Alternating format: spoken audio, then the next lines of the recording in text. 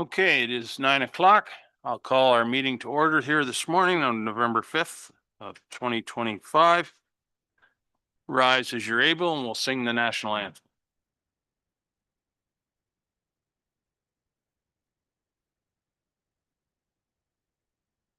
O Canada, our home and native land, true patriot love in all of us command. With glowing hearts we see thee rise, the true north strong and free. From far and wide, O Canada, we stand on guard for thee. God keep our land glorious and free. O Canada, we stand on guard for thee. O Canada, we stand on guard for thee. Thank you. I dare say we're getting better at that. Well, exactly. Thank you, Mary, for leading us through that. Okay, the land acknowledgement. As we gather, we recognize and acknowledge the traditional keepers of this land with whom we share today. The Township of Southgate is a part of the traditional territories of the Anishinaabe, Six Nations of the Grand River, the Saugeen Ojibwe Nation, Haudenosaunee, and Saugeen Métis. The land that surrounds us is part of who we are as it reflects our histories. May we live in peace and friendship with all its diverse people. Madam Clerk, is there anyone registered for open forum? None this morning, Mayor. Thank you, Lindsay. I need a confirmation of the agenda as presented. Martin will move that. Jim will second. Any discussion? All those in favor? That is carried. Any declaration of interest related to any item on today's agenda? Not seeing any. If one should arise, of course, you can declare it at any time. Delegations and presentations. Madam Clerk, do we have, well, I see Mary's here in her capacity as, yeah, here we are. There's the Team Town Hall hat on. Very good. Welcome, Mary, and the floor is yours. As stated, my name is Mary Redmond and I'm the president of Dundalk Team Town Hall. This will seem very familiar because I just included this in the agenda package so everybody had a chance to read it over and comprehend what was going on here. So Dundalk Team Town Hall is actively seeking funding for the project to reopen the full Dundalk Old Town Hall for use by the community. To this end, we are preparing an application for the Legacy Fund from Heritage Canada. One requirement is that the applicant must have 2 years of financial records. Dundalk Team Town Hall incorporated as a not-for-profit in November of 2024. We are presenting today to ask first that the township be the applicant for the grant with Dundalk Team Town Hall as a partner. That means that the township would provide the 2 years of financial reports and receive the money. Second, for a municipal letter of support for the project to be included in the application, and going forward, variations of that could be used with your approval for further grant applications, which there will be. Just a brief introduction of our progress to date. We have received fundraising campaign planning advice from pro bono from a fundraising professional, with that campaign launching soon in the quiet phase. And this is a biggie. Our application for charitable status has been submitted. That took months of work. We received 2 quotes from lawyers to kindly do it for us for thousands and thousands of dollars and chose to do that work ourselves.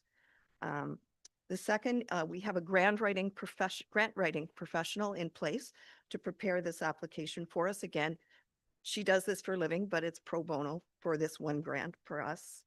We have our architect and engineer who came into play even prior to our purchase of the building, who are in place and working on reports and drawings.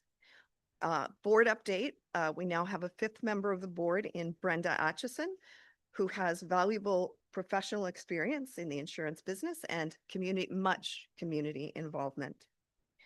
We've been holding, it says regular meetings, I'm going to say like frequent meetings, up to 3 a week, as a board and as committees.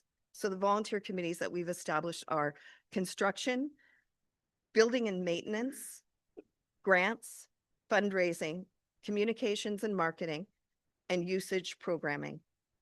We've also been out and about. We've attended different meetings of local community groups, the Lions, the Agricultural Society, the Dundalk Dance Association, Dundalk Young at Heart, Dundalk Little Theatre, and we have become a member of the Ontario Historical Society, because this is a heritage building and a heritage project. And we have attended an event with the Ontario Historical Society. Middle Grey Events in Markdale became a member as well, and we were invited to participate in that, which we did with pleasure. We've held a number of public events as well. So with the cooperation and involvement of other groups and many individuals. So we've held, immediately following the closing of the deal, we held a free family skate. It was great. I don't know if the blizzard helped us because people couldn't go elsewhere, but the turnout was remarkable. And I was sitting in the lobby as people came in and welcoming them. A lot of people didn't know we had a town hall. There were a lot of new residents didn't know there was a theater there. So, and we had the kids, it was a great event. Anyway, moving on. Community information night, which was more about soliciting ideas we had different stations for people to put their ideas of things they'd like to see happen in the town hall, and also gave presentations and had some local entertainers as befitting the project as well. Following that, mural event, which coordinated with the Firefighters Frolic. So the idea is just, you can see those partnerships building, and that's kind of what it's about. It's going to take a community to do this. So, and our outdoor movie night, which is a huge success. Junction Community Initiatives came alongside us, which was a delight, and offered a free meal.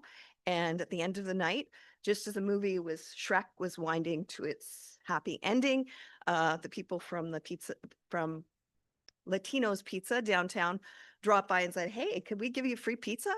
So yeah, they did. And that was fantastic. So business communities there as well.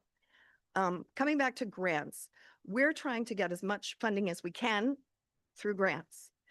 And I really want to stress this point, that grant applications are greatly strengthened by having municipal support and backing. It shows the grantors that our community is working with our local government to achieve success together, and it instills more trust in the project. In the past, we have worked with the Township of Southgate to receive grants through the Community Foundation Grey Bruce.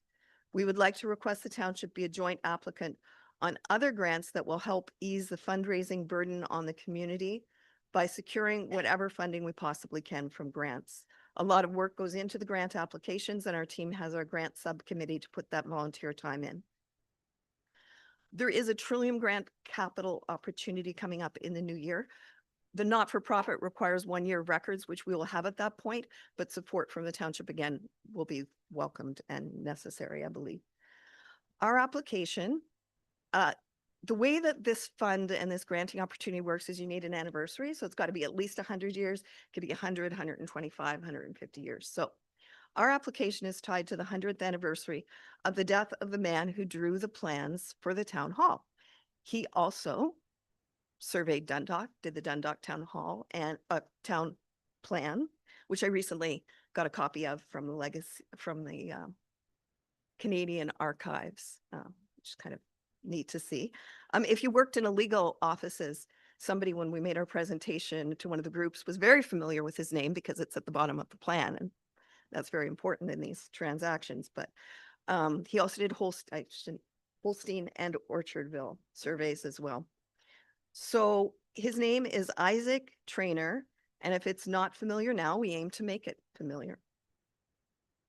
The grant provides funding for community-initiated capital projects, and ours is a perfect fit up to 50% or $500,000. The applicant receives the money, but I've communicated by email with a program officer at Legacy, and she's confirmed that Dundalk Team Town Hall can do the reporting on the grant spending and pay the bills directly. We acknowledge that this will take staff time, but we are committed to doing whatever we can to lessen any demands on staff time. The government funding comes through with an initial funding, and the subsequent installments will only come after we've reported on our expenses to them, then they release the money. So moving to the second part, the municipal letter of support, it's mandatory with the application, and also mandatory is a contribution, either in kind or financial, and there's no set limit for that. When I was speaking on the phone with the program officer, she suggested $10,000, and we've been talking about applying for a CIP grant and also to the donations, grants and funding. So I flip my page again.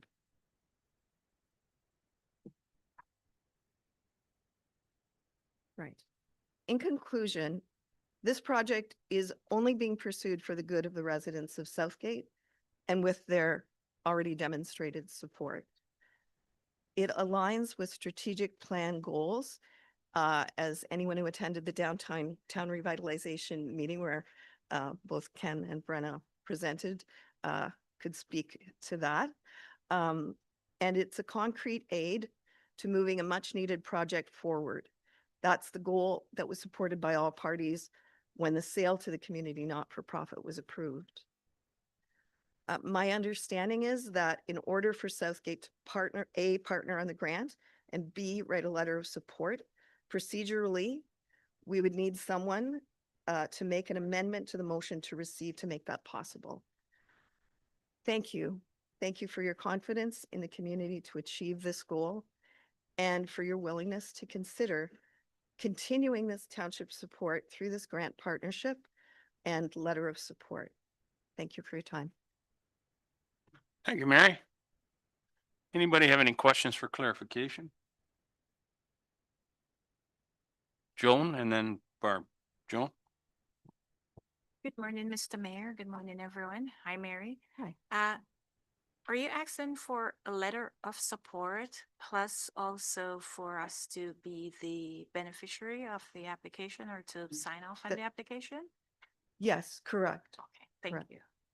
Barb? Thank you and good morning. And thank you, Mary. I do appreciate getting the material in advance. It provides us an opportunity to give it more thought. When is the deadline for the application, this particular one? It is, they receive applications on an ongoing basis. So it is the anniversary death date, which is December 4th. I see. So provided you have the commitment, your application is ready to go, there's time. You would have to submit it by December. What I'm going to say to that is we're positioning, this request is to position ourselves to submit this application by that date. We're not going to go forward without a good foundation. And right now, we've had numerous on-site meetings with professionals, review of the reports. We need that scope of work really honed. Mhm. And I think that's the piece that we are working on. I do have another anniversary date of death up my sleeve that's in February, but we're positioning ourselves to submit December 4th. So I just wanted to say that, but also to say, yeah, it's a work in progress at this point, and we're not going to go forward till we, have a firm foundation. That's what a building needs. Ours has one, by the way. We had a masonry person in, and he came out of the basement just shaking his head at how solid the building is. Doesn't mean it doesn't need the work that it needs, but it was reassuring. Good. Go ahead. If I may. So yes, and to that point, all of the architect, Alan Avis, the prior assessments did always indicate that the foundation is solid. And the lines of the building are plumb and true, and that there are no signs of deflection, that there's no cracking in the walls that you would see if there was any shifting. Those kinds of Amazing. indications aren't there. My other question was with regard to the letter of support and the contribution, either in kind or financial.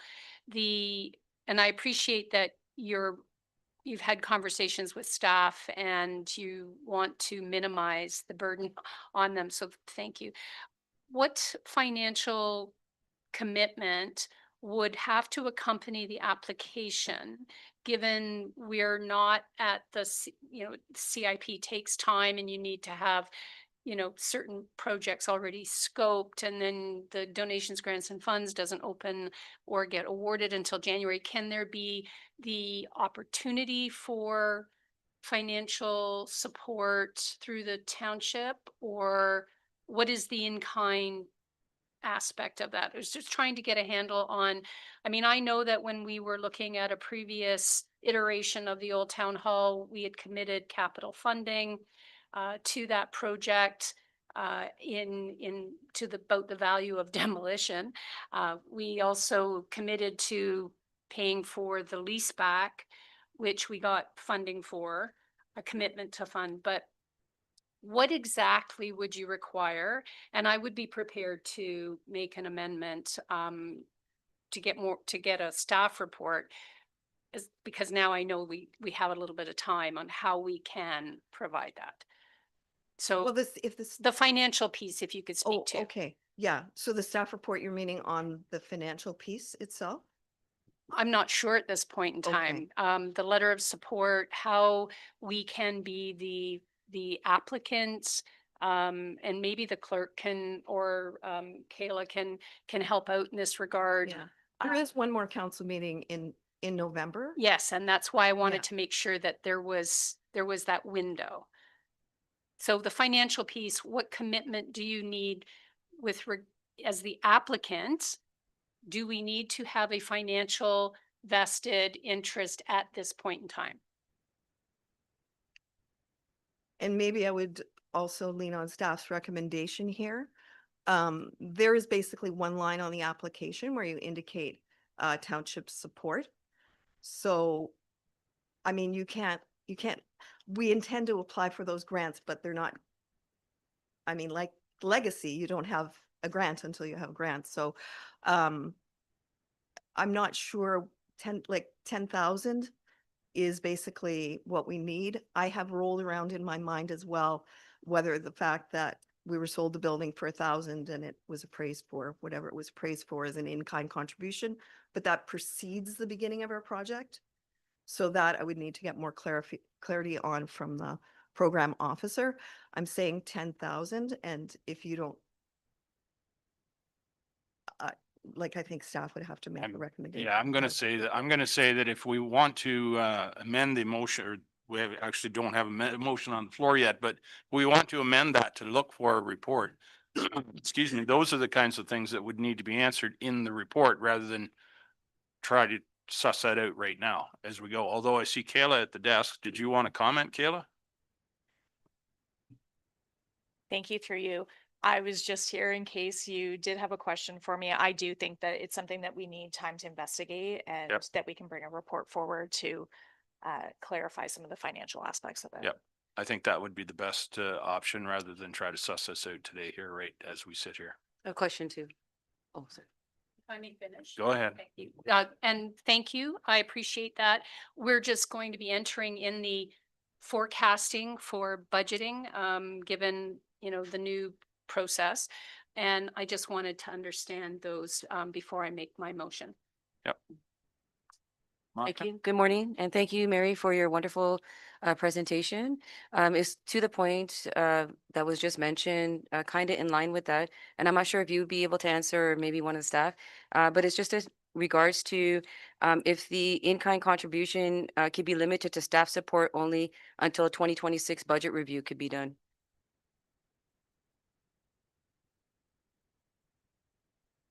Kayla, do you want to?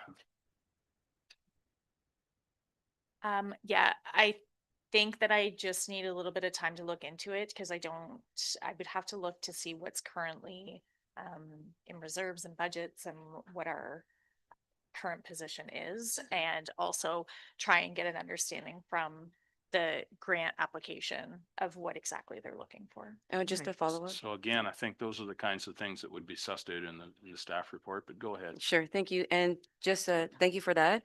And just with regards to the draft terms and MOU, so before any submission would be done, obviously that would be made available to us before any submission would be made for the grant. Would that make sense? Can I just speak to that, Sure. actually? Sure. I think the terms of the MOU, like, because we talked about this in the timeline for legal review, it's not quick to Yeah. get legal review on it. So I would say I already have like sort of a draft. I didn't find a legacy fund MOU, but other municipal MOUs, and I've got a draft, but I think there's 6 months between application and when you find out whether in fact you're even going to get the money, which is by no means guaranteed. It's a national grant, so Lots we're of going for the competition. stars, right? Mhm. But we don't know. But I would suggest from our point of view and what I heard from staff that the window after the application, but before we hear, there would be time to prepare, but Yeah. I think that it would be up to council's comfort level as well. If they wanted to see a draft MOU before we agree to be the applicant, that's direction that staff would be looking for from council. I don't know if you want to make it part of this, that we bring back a draft MOU. The timelines would be kind of tight for the next meeting, but possibly coming out of that report, we could get direction to bring back a draft MOU. Right. And I'm gonna go to Joan in a second, but in all due respect, Mary, we're not gonna try to rush this thing. As No, you say, it needs to be solid, otherwise it's gonna get kicked back, right? So I know the timelines are tight, but we want to make it right. So Right. we're not gonna run if we don't have to. Joan, Thank you, Mr. Mayor. Thank you, Mary. This is just a comment. As having a non-for-profit organization myself, and I know how important letters of supports are, and I also know how important it is to make sure that you have everything in your application and to have the support of other organization and to make sure that everything is okay. So I think if we get it back to staff and then we can always look at it. And I know the timelines because I just finished 2 grants before midnight last night. And I also got letters of support. So I know that how important it is. So I'm sorry you never brought this before. So we would have more time because I know December is just around the corner, but hopefully we'll be able to get this through. Thank Right. you. okay, I think we've agreed that we're gonna have a staff report, so Barb, Do we need an amendment to what was proposed, or can I propose the? Madam Clerk, So first, can we have a mover and seconder to put it on the floor? sure. Joan and Jim will move that we receive. Is there I do have wording whether. Okay. for an The amendment? deputy, yes, whether the Perfect. deputy mayor wanted to use it or not. Okay. So it would be to add a second clause that states that council directs staff to research the grant application process and implications of the township acting as the primary grant applicant, including a cost analysis for staff time and legal review of entering into an MOU with Team Town Hall for the Legacy Fund grant from Heritage Canada and any other relevant information to a future council meeting. That can change to the November 19th council meeting. Sure. Are you prepared to move that, Deputy Mayor? I am. I wouldn't have said it as eloquently as the clerk or as, but yes, I would prepare to move that. Excellent. Is there a seconder? Martin will second that amendment. On the amendment, is there any discussion? Um, Oh, sorry. No, Monica, go ahead. So just with the point that I brought up with the possibility, I know with the short timelines that there would be a request for any kind of terms for the draft. Is that something that's already included, or could that be an amendment to the amendment? I think that would be within the scope of the amendment, the staff report. Okay. Yep. Perfect. Any other? Barb? Just one final comment with regard to this. And it may help in the application process, in my own mind, is that we've already shown a huge commitment to Team Town Hall, revitalizing the old town hall for community use by selling it to you. So if just thoughts come to mind. Okay, thank you. On the amendment, all those in favor? We could do. Thank a you. Recorded vote, On the amendment? I guess. Yeah, is that possible? Yeah, absolutely. Sure. Sure. Madam Clerk? A recorded vote has been called on the amendment to the main motion. Does anyone need me to read it again? Oh, it's on the screen there. Deputy Mayor Delbreen, Yes. Counselor Singh Soares, Yes. Mayor Milne, In favor. Counselor Ferguson, Yes. Counselor Shipston, Yes. Counselor Rice, Yes. Counselor John. By a vote of 7-0, that's carried. Excellent. Thank you, Madam Clerk. So now we're back to the main motion as amended. Any further discussion? I'll call the vote. All those in favor? That is carried. Thank you, Mary. Thank you for your consideration.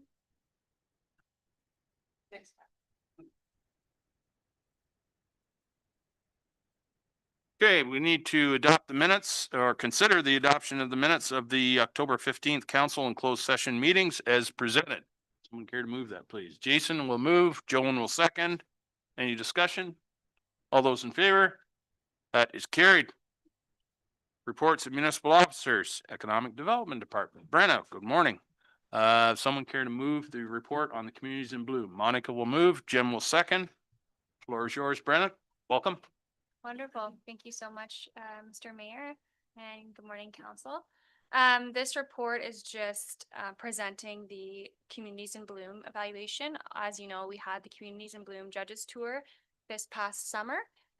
We did improve our score slightly, which was wonderful. And again, we received 4 out of 5 blooms, which is really great for only our second year participation. There's lots of great feedback in there that we can utilize to move forward. And we can also present this feedback, especially in relation to entry signs and, you know, working with businesses and community members on more of a unified, you know, floral and plant program or environmental like improvements and those kinds of things. So I would recommend participating in the program again next year. If you have any questions, I'm here. Thank you, Brenna. Any questions on that? Monica? Thank you, Chair. Just through you to Brenna, quick question, just with regards to if the CEIB recommendations are already included in the 2026 implementation planning, would you be able to know, or maybe No. some? They're just, thank you for the question, and through you, they're just suggestions, so they can be, we might not be able to implement all of them, but I know that the ones that are relevant to economic development, I will be presenting to my downtown revitalization task force and utilizing in my own economic development program. So that's right. They're just recommendations. of Okay. course. Okay, any further questions? Joan? Thank you, Mr. Mayor. Brenna, does it cost us anything? Is there a financial implication to this? Yes, thank you for the question. The past 2 years, we've put 2,500 towards the Communities in Bloom tour. We do have to cover accommodations for our judges. They are volunteers. And actually a large portion of that includes kind of appreciation for our businesses and volunteers. So we did have a business and volunteer appreciation dinner this year. So that's what a lot of the funds went into, and those funds are spent locally as well. So that's great. Thank you. Any further questions? Martin? Brenna, in the on the report, the landscaping section that the judges were looking at, I think it's page 43. I don't have my computer screen just blew up, so I'm going by my notes. It mentioned a lot of things about the accessibility in town and properties outside town. Would you forward that part of the report to business owners, telling them that there's accessibility issues in 2025? Everybody has to be aware of that. So would that be something you'd send them? Just that part of the report? Thank you. I do believe that a lot of businesses are aware of the accessibility issues, to be honest. It's just, you know, the cost implementations that's really a struggle for businesses. But I do continue to share about accessibility, especially as it relates to the funding that we have to support accessibility improvement through our CIP. But, so I won't forward these specific feedbacks, but, I will continue to talk to businesses about it. Very good. Just a quick question. Okay, Monica? Yes, thank you, Chair. Just to that last point, through you, Chair. Um, just definitely the CIB has reinforced community pride. So just congratulations on that and the downtown revitalization goals. Just wondering with regards to the entry fee, has there been any sponsorship opportunities to help reduce that? Thank you. No, it isn't a large entry fee to It's not too participate. bad. We do get, for participating, we did have some prizes that were given to us to give to local gardeners and community members. So we also get, we got sponsorship in that way technically from, Miracle Grow. I just think it's like such a great outcomes. And possibly maybe if there was people who wanted to sponsor even in kind other ways, I guess, do you look at those things too, or? We can definitely look Yeah. into that. Yeah, sure, okay. Very good. Well, I want to add my thanks to Brenna for that program. It was well received and the judges were lovely ladies. I had a chance to have supper with them and talk to them, and they were very impressed with the community. And there's always improvement that can be made, but they were generally, I think, very impressed with the community. So thank you very much, Brenna, for all your efforts there. Okay, all those in favor of receiving? That is carried. Thank you very much. Moving on to the planning department. We have a report here regarding Bill 60 summary. Someone care to move that, please? Barb and Jim, thank you. Who's taking that one? Ken, go ahead. Welcome. Yes, good morning, your worship, members of council, and happy early World Town Planning Day, which is on Saturday, in case you were ever wondering if planners had a holiday, so. Before I get into this report, just want to flag something that I didn't realize we missed in the recommendations to you. We were, thanks to Bill, we were able to get an additional set of comments added to the report, but it's not reflected in the resolution to send the comments for all three of the attachments. So just flagging that because I don't think I even noticed it. So just so that the clerk is aware that it's attachments 1, 2, and 3 that should be reflected. Because we were a little bit able to, we had some energy to be able to get a third set for you. This report provides you a summary with of proposed changes to various acts, including the Planning Act, Development Charges Act, and Municipal Act coming out of Bill 60, which is named the Fighting Delays and Building Faster Act. This is another set of omnibus amendments that the province is proposing. Bill 60 follows on the heels of numerous other legislation and omnibus bills, which the province has passed to reduce red tape and prioritize economic development in response to the current trade war. The proposed changes follow 3 themes: building homes and communities, fighting delays at the landlord and tenant board, and keeping people moving. The report we provided you focuses on proposed legislation changes related to areas that the township has decision-making authority or delivers services on. Many of the changes related to the landlord and tenancy board have been left out of the report as this is a provincial area of responsibility. However, we have provided in attachment 4 the ministry's technical briefing that gives you an overview of the entire Bill 60, including those items we haven't included because it's not really the township's role or responsibility. I'm not going to go over all of the areas of change. We tried that the last time and that took quite a while. So I will just focus on some areas to just flag for council. Some of the changes include standardizing official plans, and that relates to not just what is in the official plan or how it's laid out, but there is talk of actually limiting the number of pages of an official plan. Examining technology like AI and how it could be used to automate the planning and building process, introducing and streamlining and standardizing development charges to avoid disputes, and introducing regulations preventing municipalities from deviating from the DC freeze. Regulation changes to prevent green development standards via site planning. amending legislation to prevent reducing the number of motor vehicle lanes for installation of bike lanes, allowing as of right minor variances, which council may recall was under Bill 17, but this is now actually the implementation stage of that. And removing the need for any decisions on ministerial zoning orders from the minister to be consistent with the provincial planning statement or other provincial plans. As noted in the report, there are a number of environmental registry comment items which we've listed in the report with various dates that comments will close. We've provided you 3 different attachments of proposed comments, and we're happy to take any feedback today to include those as the township's response. The planning team has provided council with, just said that.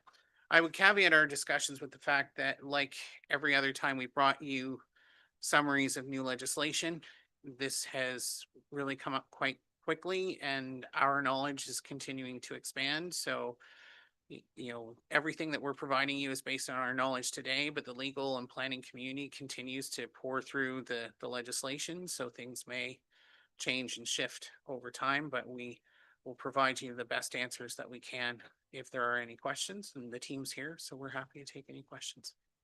Thank you, Ken. I guess it would be fair to say that this is a continuation of the province's efforts to push local municipalities out of the decision process to try to speed things up. I would have stopped it at provincial efforts. Anyway, are there any questions? Monica? Thank you. Just through you, Chair, and thank you, Ken. Quick question. I'm not sure if you're able to answer, but would there be a possibility for a transition timeline for the implementation that's being requested? I think it will depend. We can always request in our comments that if the province is going to implement anything, that they give us plenty of time. But you know, that is just our ask, and what they decide to do are 2 different things. And we often see lately that the province will adopt things into a bill and then leave it to be, what's the term that they used? At a date to be decided by the lieutenant governor. And then we don't have a lot of forewarning, preview of the next report coming up.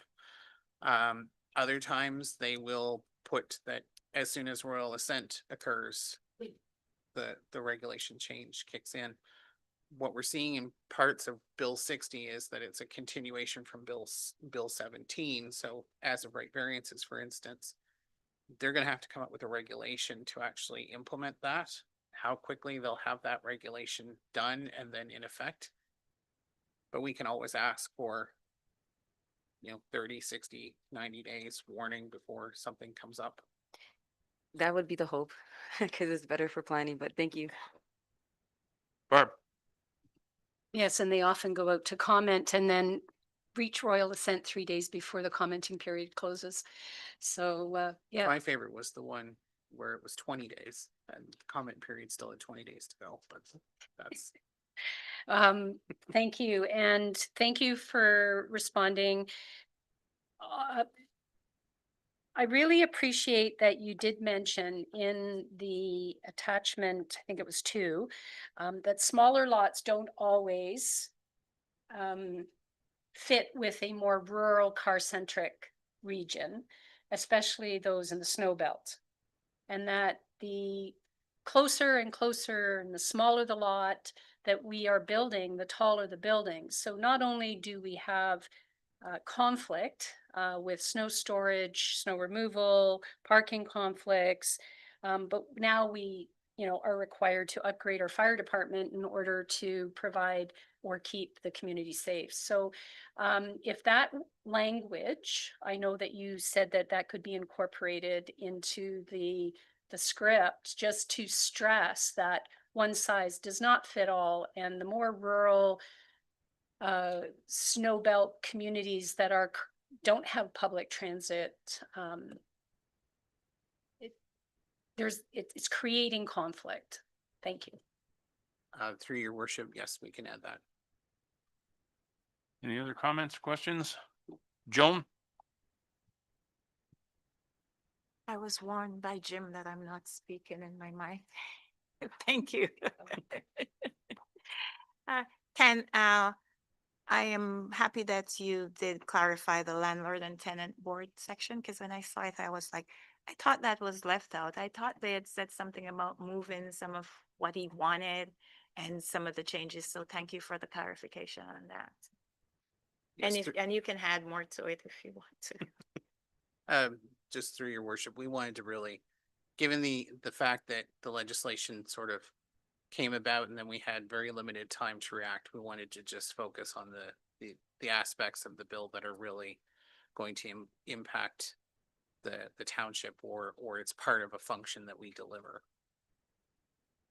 Thank you. Okay. Call, oh, Martin, go ahead. Yeah, Ken, there was, on page 2 of the report, it's mentioned something about disputes between who should pay for new housing infrastructure. Uh, that shouldn't even be a debate point. Is that something that you can argue? Because once the township or any corporation assumes all that infrastructure, the developer has got nothing to do with it. But it's a 20-year investment and payout for the township. So why is that even, why would they even consider that? So through your worship, as we understand what the province is bringing forward, is that this is about standardizing development charges, because there are instances where,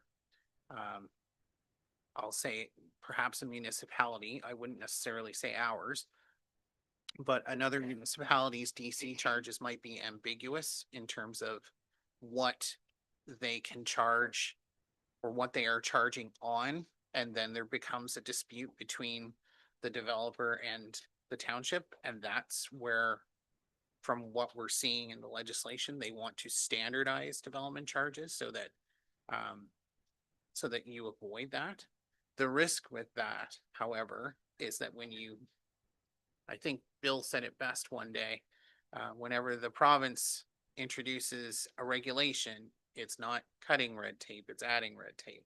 And when you standardize things, it creates a challenge for each municipality to have its own individuality or its unique circumstances be represented. So for instance, if we had a special circumstance whereby we were charging a development charge for something, we might not be able to do that if they standardize it. It might be, given the way that the recent changes have been going, my concern would be that the province will say, this is what you can charge for, and anything that's not in that list, regardless of how close it might be, you can't charge. And so then these unique circumstances or unexpected scenarios become a situation of, well, then we can't charge for them. And then we have to argue back with the province to say, well, you didn't think about this. So there's these unintended consequences in standardization of things that can come up that create risks to all municipalities. Very good. Thank you, Ken. Okay, I'll call the question. All those in favor? That is carried. Thank you, Ken. Moving on to the next report is regarding Development Charges Act update. Someone care to move that, please? Martin and Joan. Ken? Thank you, your worship. Gave you a small preview of this report just a minute ago, but this is a report just to update council on changes to the Development Charges Act that are stemming from Bill 17. As council may be aware, Bill 17 was given royal assent June 5th. However, some aspects of the bill did not come into effect as of the date of royal assent, and instead were subject to a date to be determined by the Lieutenant Governor.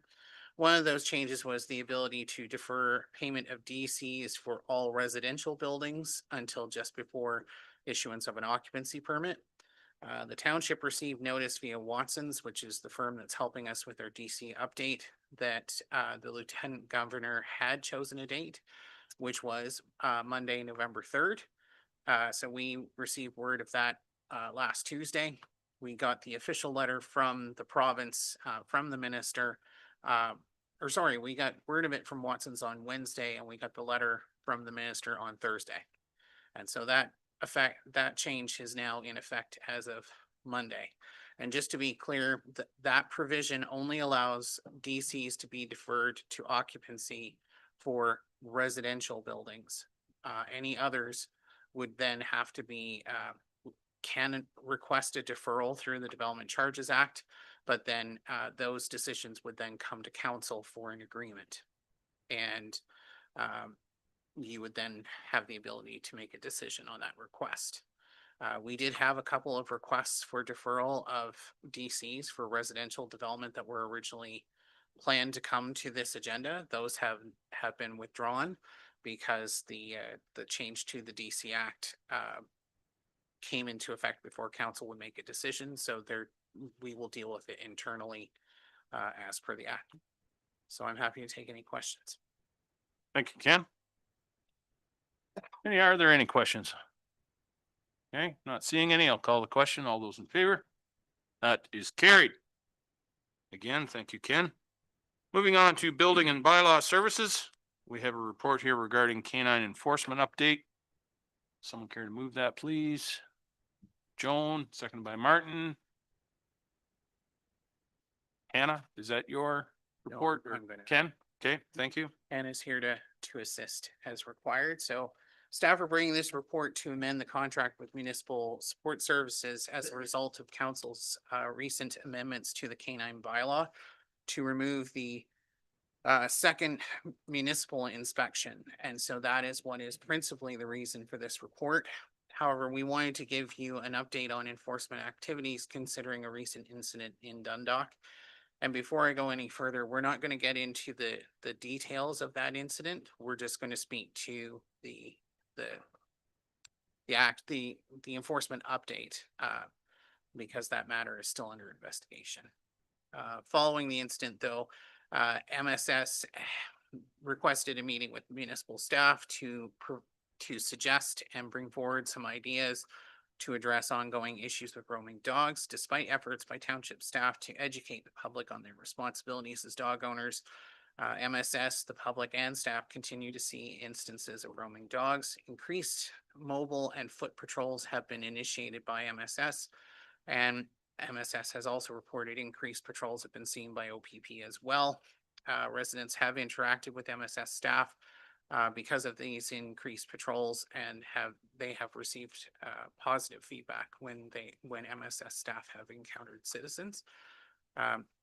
MSS staff have advised that if a roaming dog is observed on these patrols, regardless of where the patrol is, so whether it's in Dundalk or any other location in Southgate, despite the contract language, MSS staff will take the dog into custody if they can catch the dog.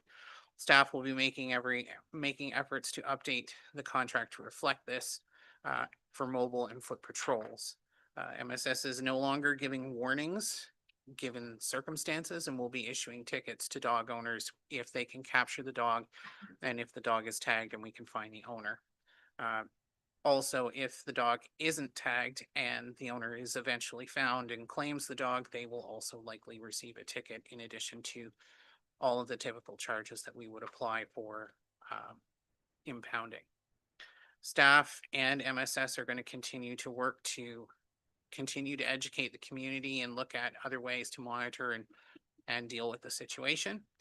We're also preparing for the upcoming renewal of dog tags and looking at opportunities to make it easier for residents to be able to obtain a dog tag or to extend the license of their dogs, as we've noted in the report. I'm happy to take your questions. Thank you, Ken. Are there any questions? Martin?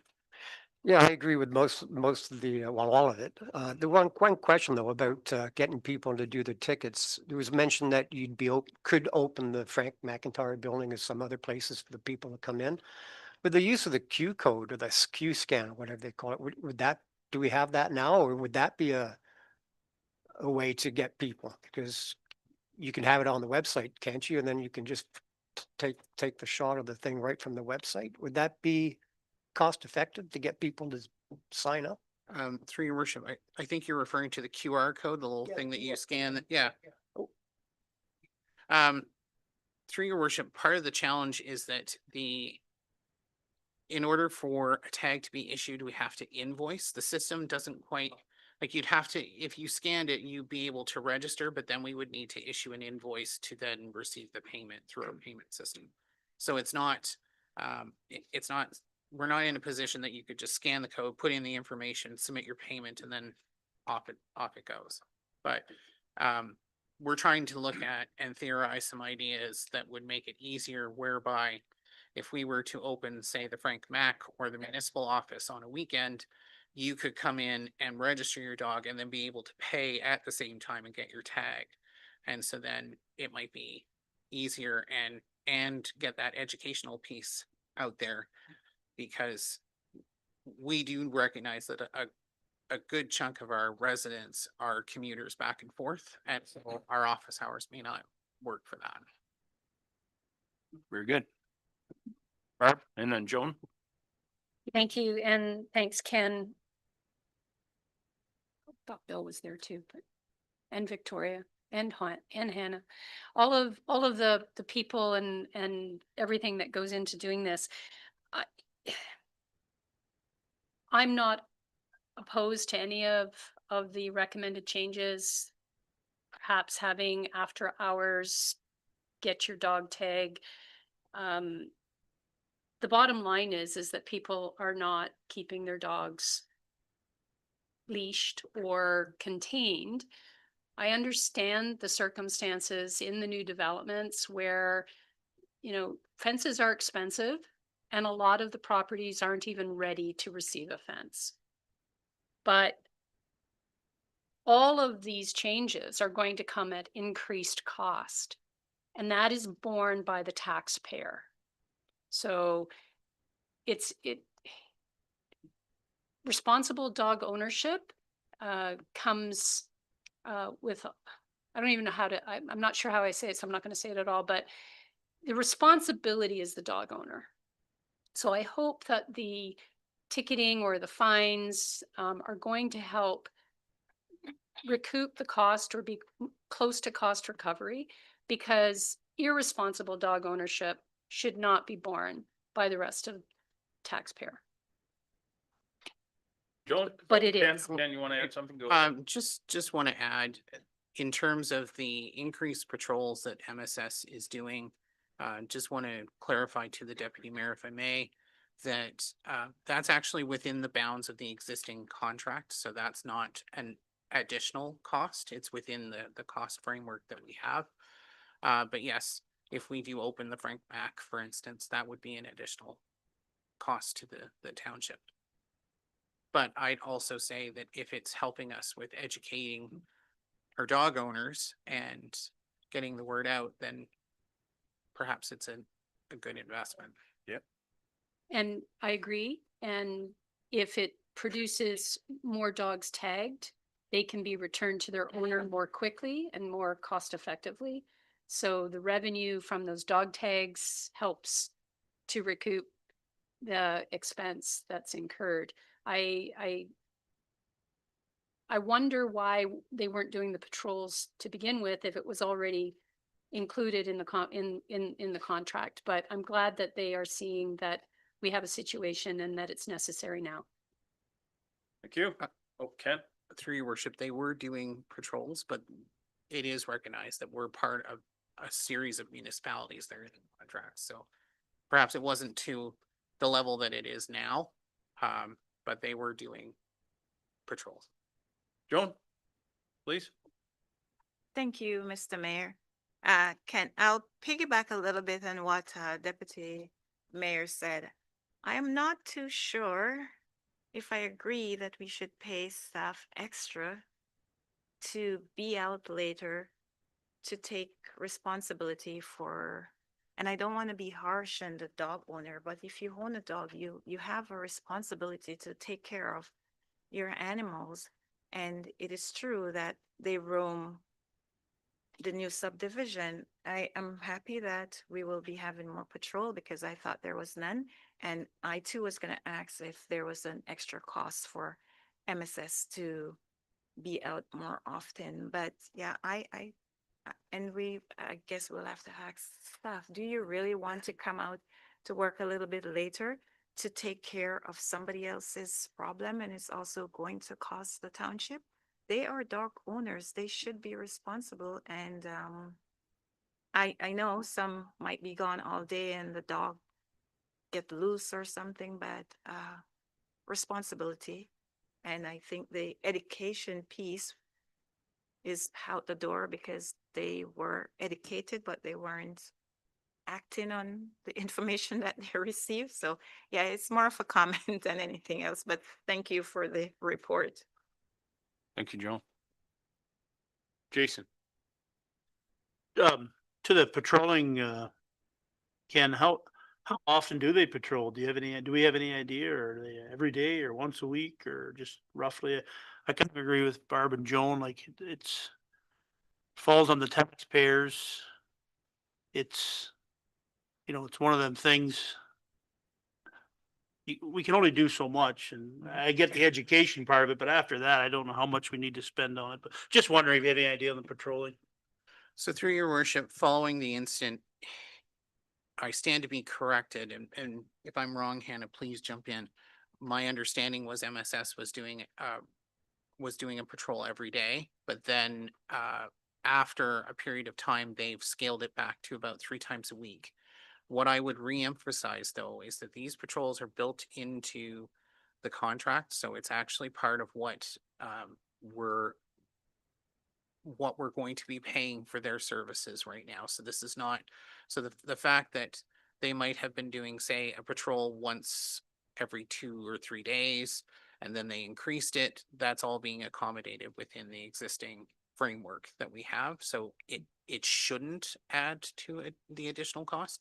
I do appreciate though where Councillor John is coming from in terms of well, and all of you are coming from in terms of the additional cost. I think from my perspective, staff don't, we're not recommending that staff are out late. This would be MSS providing that service during after hours, but we are suggesting that if there's an opportunity for us to look at perhaps 1 day or 2 days where we would have the municipal office open maybe a little bit later to try to facilitate some folks that might want to get dog tags or whatever, if that might help with education and with getting folks to tag their dog, to me, that's a reasonable investment in trying to save money later on.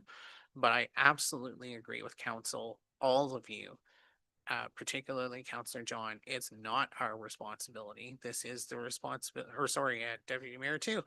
It's the dog owner's responsibility.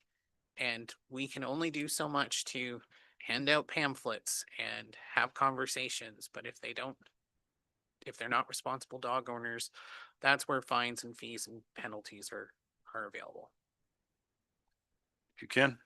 Any other questions? Monica? Thank you, just through you, Chair, and thank you for this report. Definitely just further echoing the echoed comments that it has been a noticeable increase in residents' concerns related to canine control, specifically the most recent matter, and then just in general, especially with regards to roaming dogs, barking disturbances, safety in public areas. It is definitely impacting the quality of life and anxieties for families, especially those that are parents with small kids or just people who are sometimes a little scared of animals just walking. And I've firsthand witnessed it many, many times, unfortunately. And sometimes I think that there's a comfortability with the dog owners walking their dogs and believing they have them under control without the leash. And I think that's the messaging that is really important. So that's my comment. I had 2 quick questions. The answer, I'm not sure if you can provide, but one would be with regards to if there would be a possibility in 2026 to have a mid-year reporting back if there was warnings versus tickets in terms of the metrics, if that's something that's already implemented or going to be brought back. I think that will give us a good measure to see how many are actual warnings, how many are actual tickets. Ken? Through your worship, sorry, I was writing it down. You said tickets versus Warnings. warnings. Yeah. I am not sure. I'm going to turn to Hannah. I was under the impression that perhaps it was covered in the quarterly enforcement stats. Is that correct? Hannah? Can you clarify that, please? Good morning, council. That is correct. It is included in the Q3 reporting for warnings and tickets for canine control. Yeah. Thank you. And just a quick follow-up. Yep. Thank you, Chair. Just to that point, I'm not, this is just a question that I was just thinking about for real-time reporting. I do understand we have to, bylaws are complaint driven, but oftentimes it's the moment when something happens as to proving it later type situation. So we're kind of just running in circles sometimes, and then how can staff bylaw be able to answer that quickly? I know we had an app for, I think, reporting urgencies and things like this. Is there any expansion on that type of app for real-time reporting, or is there any kind of app that perhaps can be used to report things like this more quickly to address them? And I do think that the Dundalk Loop Group, that's become our CP24 in a lot of ways. So sometimes even if we get messaging out about the different things that are happening with the changes in the amendments, I think that's the quickest way to get it out to everybody. But just back to the app, is there something like that that we could be used, or could we expand on anything we are currently having? Through your worship, I'm not aware of an app. That's not to say that there isn't one that might not be out there, but with anything, if we're going to purchase technology, there's a cost to purchase a license, and then there would be ongoing licensing fees for it. We did move the ability to report complaints into Cloud Permit as we roll that out for building permits. So that's been the primary mechanism where we receive complaints for all sorts of different bylaw issues. And we still have the ability to report complaints through the front counter for those who don't have access to the internet. Jim? Just a question, for getting the tag purchases up. I'm going to put my way back time hat on. When I was a kid, I remember it'd be a Saturday. You'd be out in the barn grabbing every barn cat you could find because we had rabies clinics. Would that be something we could look at? Because you're going to have the people bringing out the dogs and that. Would that be something we could look at? So doing? through your worship, actually, MSS has made that suggestion that there might be an opportunity to look at combining the licensing with a rabies and vaccination clinic as well. And I am struggling to remember when, but I seem to recall an email from them that we would actually I'm seeing, because I think I'm seeing Lindsay nod too. So we were obviously on the same email. I think we also qualified for maybe not preferred rates, but discounted rates that could then be given to residents who then attend. So yeah, we can take that back in terms of looking at how we deal with the licenses for next year and see what we can do for that too. Madam Clerk, did you have a comment there? No. Do you want to think about it for a minute? No, yeah, no, that's good. To recall those clinics, Jim, but I know the big part of the reason that they stopped was the lack of vets that wanted to do that project. It was a challenge to find a vet company that would do it, but maybe things have changed. We can certainly look into it. Okay. Any further questions? All those in favor? That is carried. It's 10 o'clock. Do we wish a recess? Yes, please. All right, we'll recess and we'll reconvene in about 5 minutes.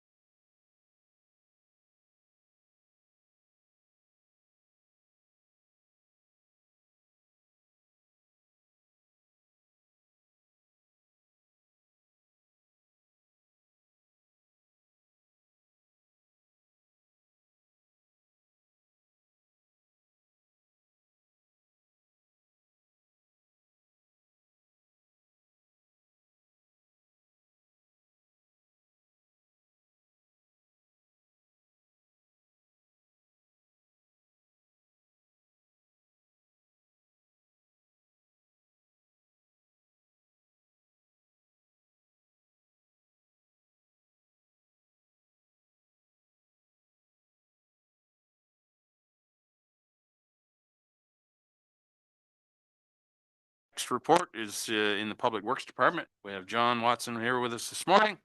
He has a report regarding the winter operational plan, and I'm not sure why we need that because there's going to be no winter this year. John, the floor is yours, sir. Oh, need a mover and seconder first to receive this. Monica and Martin.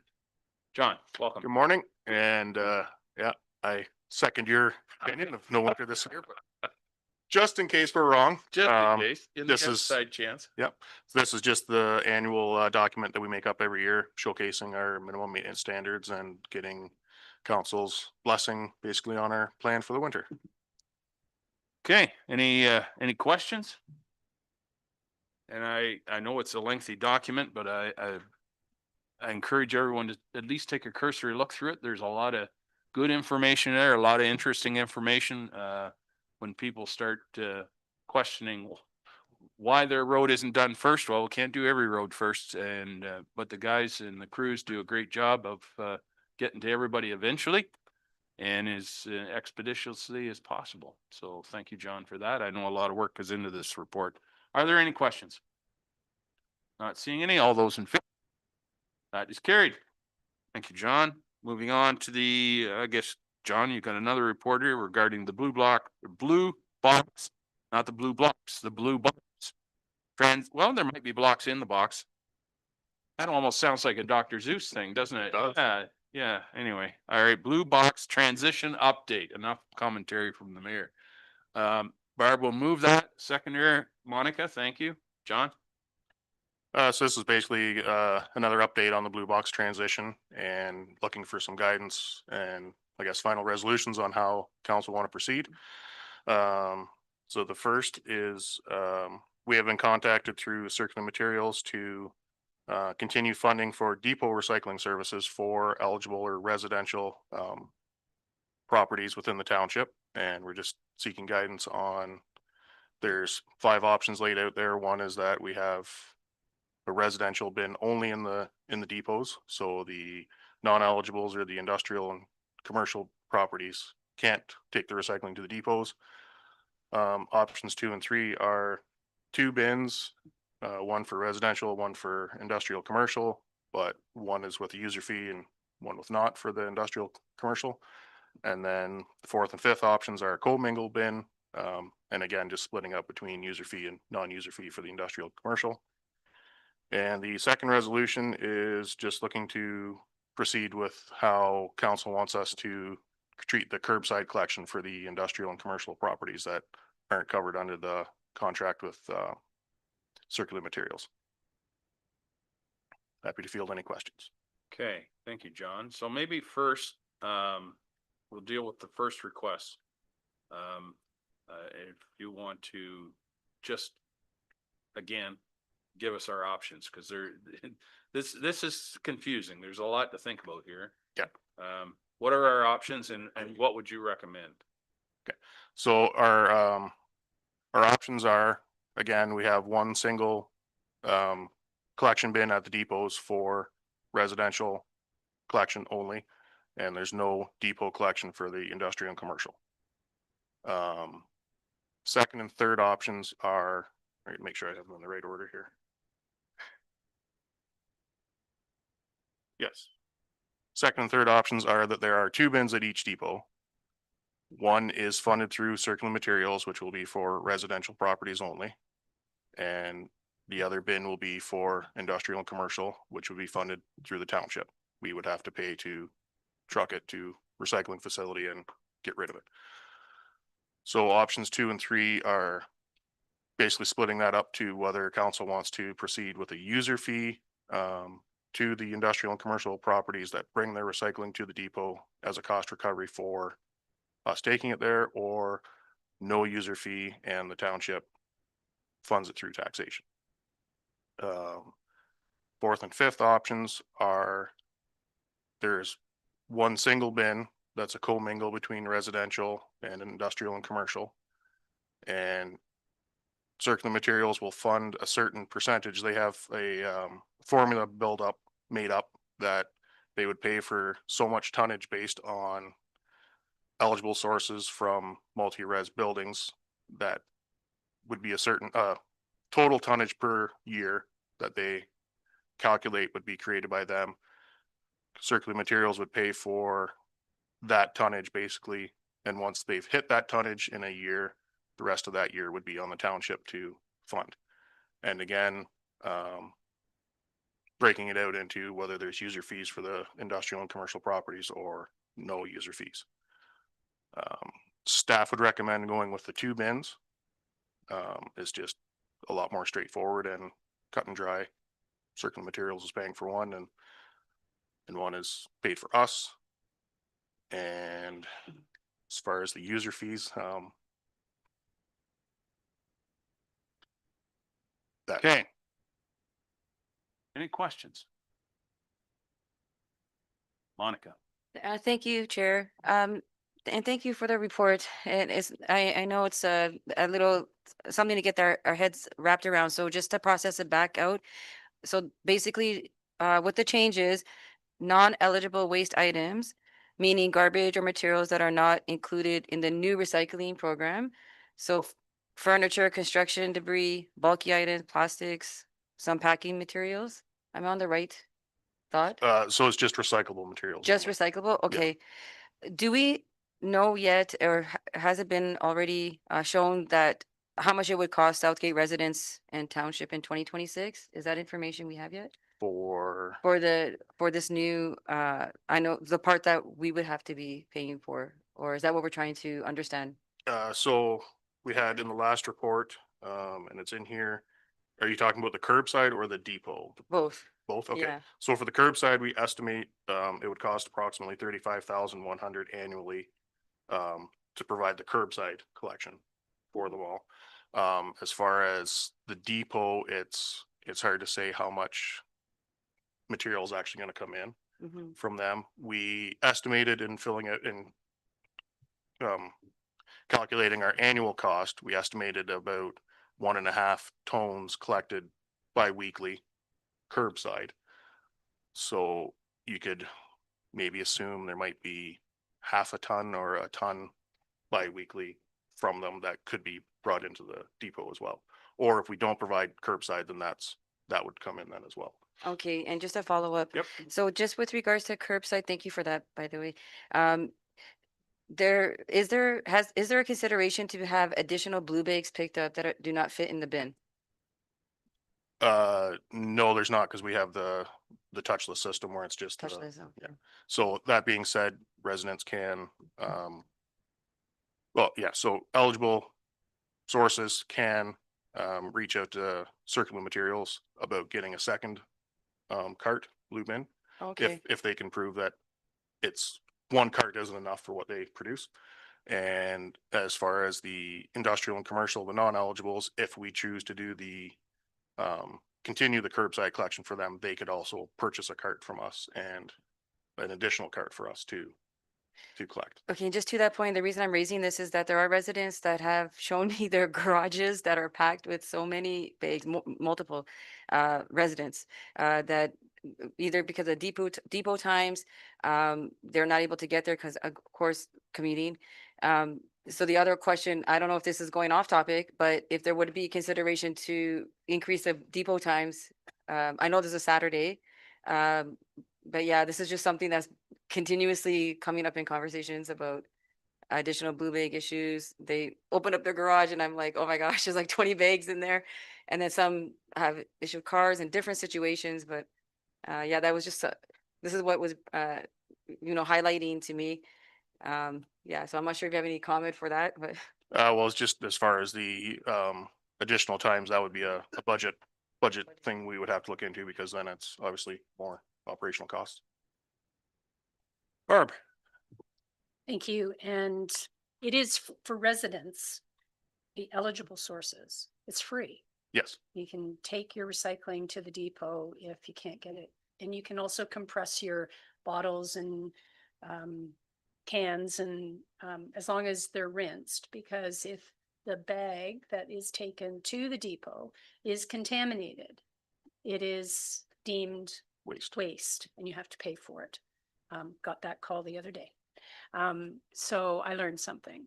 So the second bin would separate out The, one at the depot, right? this is the one at the depot, Okay. the second bin, requiring the non-eligible property, which are about 170 of them, to take and meet the time frame of the depot opening. So whether it's Egremont or Dundalk.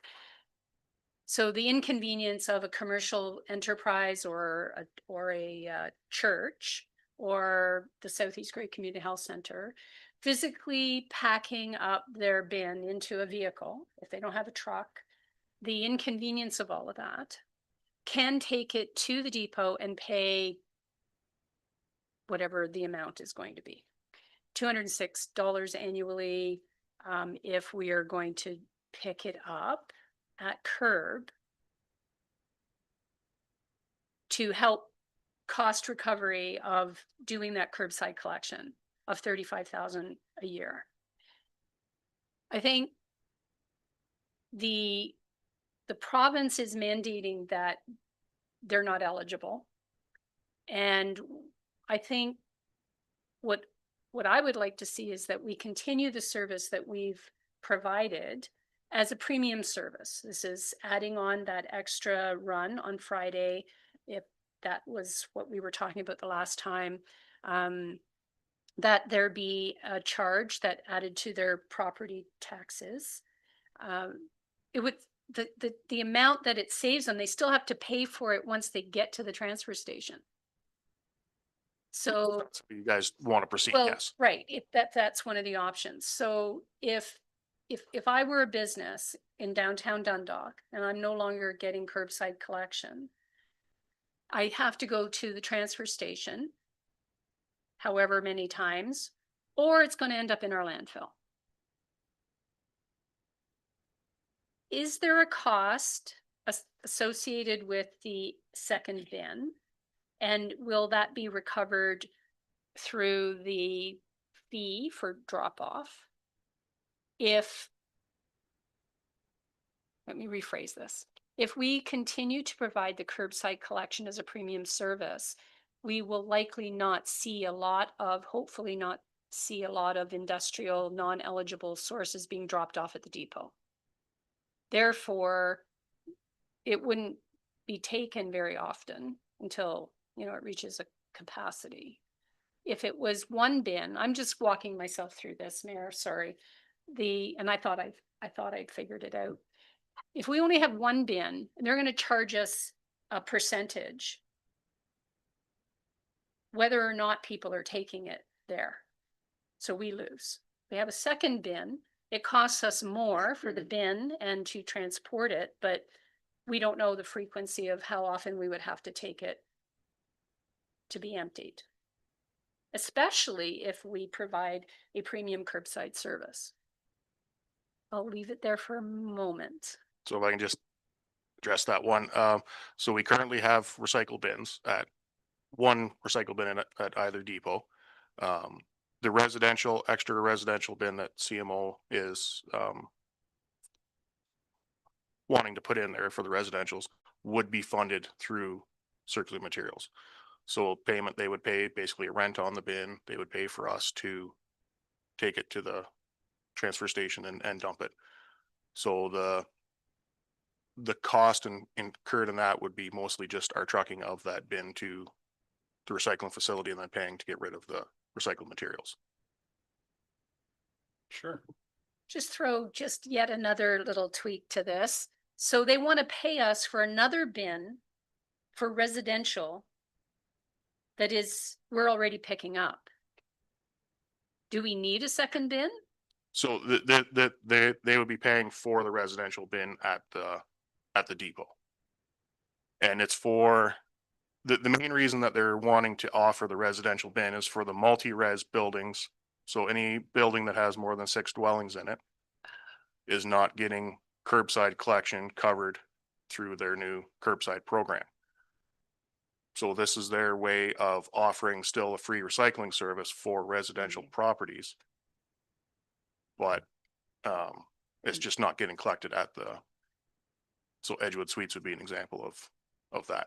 So the second bin is not for ineligibles. they want to put another you just said they want to put another and pay for a residential. We currently have one bin at either that we own from Right. before. Okay, So the adding of a second bin, if we were to go that way, if you want to look, depending on how you want to look at it, the adding of the second bin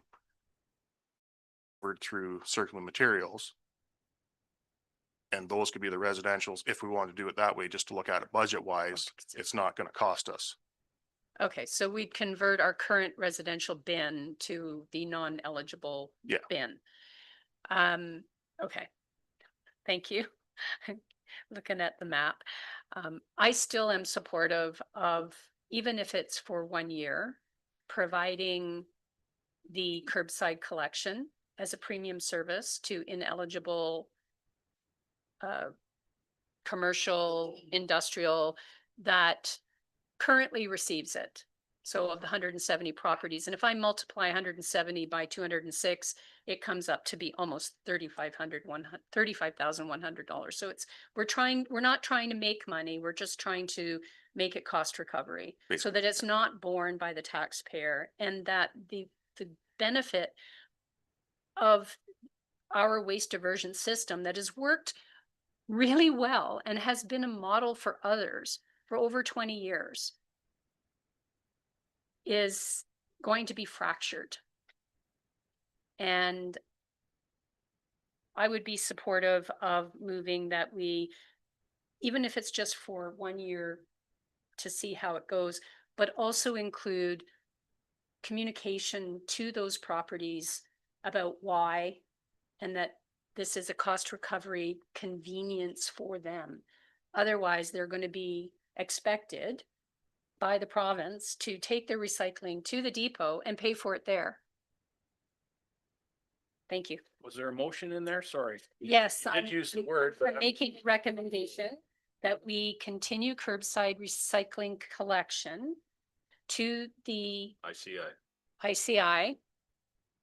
I don't know that we need a motion. We're just Madam Clerk. providing direction. Yes, okay. On the options, yeah. And Sorry, so that's option what for the So- recycling collection? that we support the user-paid curbside collection for ineligible sources, ICI, as a premium service. And that we support a second bin for 1 year at CMO's cost that you're proposing. Yeah, but then the IC&I bin, is it user fee or no user fee? That's the other. Yes. Yes, okay. Which is option? So options 1. And Yeah, I wasn't sure which option. So if I may, it'd be an And amendment to option the five. third clause. So I have that council directs staff to proceed with option whichever for One. recycling collection from non-eligible sources, and option for the transfer station. So I just need to fill those in. option 1 and option 5. If that gets the job done. Okay. And if we could add a resolution, a clause that communication to property, I guess that's gonna happen anyway. But We've discussed. but in a language that clearly outlines why we're proposing this. I I'm think sure if you'll I work may, on- I'm, you'll do- I'm you'll- speaking for John here, but I think this is very, very important that this message is correctly conveyed to the residents. So I think we're definitely going to be on top of that. So I don't Okay. think we need formal direction for that. good. Is there a seconder for that motion? Monica seconds. Any other questions? Jason? I know we've had a great system here in a long time and it's worked well, but with this, the 206 weekly, I don't know, I'm not, I know it's putting a burden on the business and the commercial to go to the transfer station, but to me, that's the cost of doing business. The 30,000 a year, what was it, 200 a week we would charge, or no, 200 a year 206. by, oh, I thought that was. No, it would be 206.44 annually to each property for a total of 35,100. Right, to each property that's non-eligible. Non-eligible, Yeah. correct. For weekly pickup. For a week. Bi-weekly. Bi-weekly. Bi-weekly, Bi-weekly okay, pickup. okay. So I get what we're trying to do, recover the cost, but there's no way to run a truck around every other week with a man in it, there's no way we're gonna do that for 35,000. I don't know. Yeah, I think, you know, it's not, we've had a great system. It's good. The province is doing this to us, but in my view, I think I would like to see the businesses have to go to the transfer station, pay pay for dumping and not have that collection, but that's up to council, just a point of view. I don't think we're gonna cover our costs for sure. Okay, thank you. Barb? I get where you're coming from. They're gonna pay one way or the other, and now they're going to have to take the time out of their business to get to the depot at a time that's convenient, that we're open. But that bi-weekly pickup also allows for the continued pickup of compost in the dual bin truck. So if we don't offer this as, even if it's on a trial basis, we always revisit services, then the organics and the recycling are likely going to end up in our landfill. I mean, they already are, because people have wish compost ideas, but the province has mandated that we have zero contamination by 2050 in our landfill. This whole process, if industrial, ICI, ineligible, commercial, whatever we're going to call it, why would they haul their bin or their bags and their compost to the depot when they got a waste bin that's going to be picked up every 2 weeks? It's just my, I can see it. I can see it happening. I see it happening out now with residents who just refuse to sort. But we're just adding and compounding to it. So I let my recommendation stand, and we'll see where it goes. Yeah, well, that's good. Monica? Thank you, Chair. So just to the point of Councillor Rose, and I do understand where he's coming from as well. I was just wondering, like in our previous discussions, have we not made some changes where we may be receiving some more fees, user fees? I think it was bulk item or something that may offset some of this cost? We have introduced a bulk waste bylaw program as well, but that's more cost recovery of that itself. Through our negotiations with Waste Management for us to sub the eligible collections, the current rates, we will be making about, I believe it's 40,000 a year more than what we did in our previous contract. So whether council wanted to consider offering a free curbside for IC&I for a year as a funded from our extra from collecting the eligible sources, that's however you guys want to look at it. Jason? So yeah, we've had a great, system, and they haven't had to pay to this point. We always, what have you heard other municipalities are doing? And like, we always compare ourselves with every other thing. So I'm just kind of wondering what other people or other municipalities are thinking or.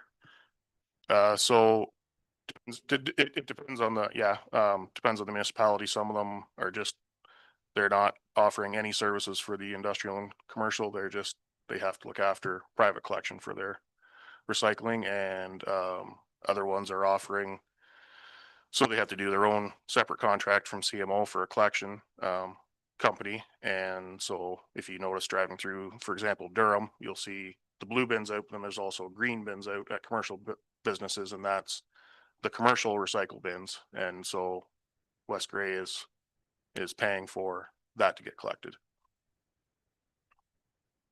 And I can't answer, apologies, I don't have the research behind it, but whether or not there's a user fee for West Gray for their commercial. Question I wondered about was, because we talk about the waste bin being picked up for free. Well, I think we can all agree there's nothing in this world free. No. What does it cost us to pick up and dispose of a ton of waste here in Southgate, roughly?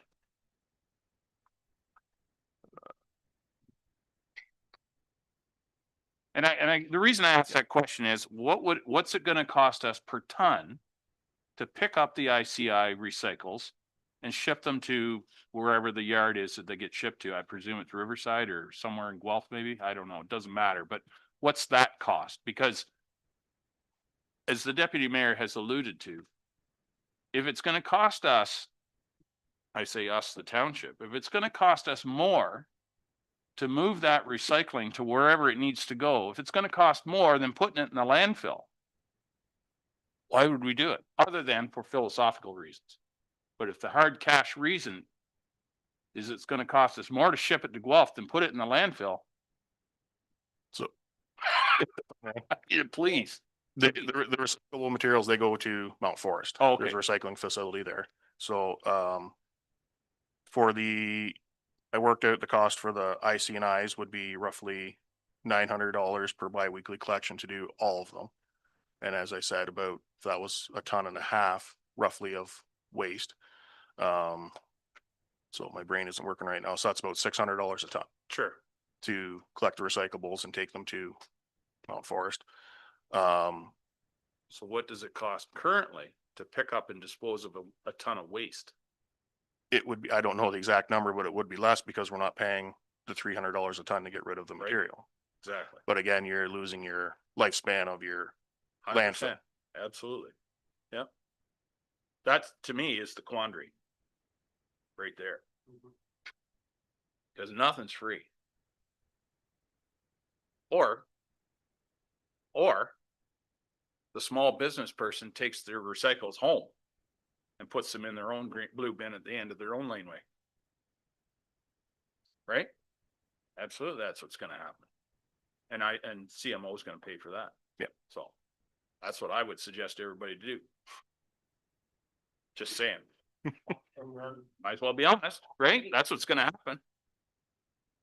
Madam Clerk, you had a point you wanted to make there. I just want to make sure we're clear. It is option one that we're going with. The options are on the screen behind. There was a bit of maybe, it could just be Holly and I that are confused. Oh, there's a lot of confusion. So we have it as option 1 and 5, but 1 is what you're wanting, I guess, to the amendments. Guess I would ask the. We just want to make sure. I'm not suggesting that it's wrong, but I just want to make sure so right now it's that we proceed with option 1 for recycling collection and option 5 for the transfer stations.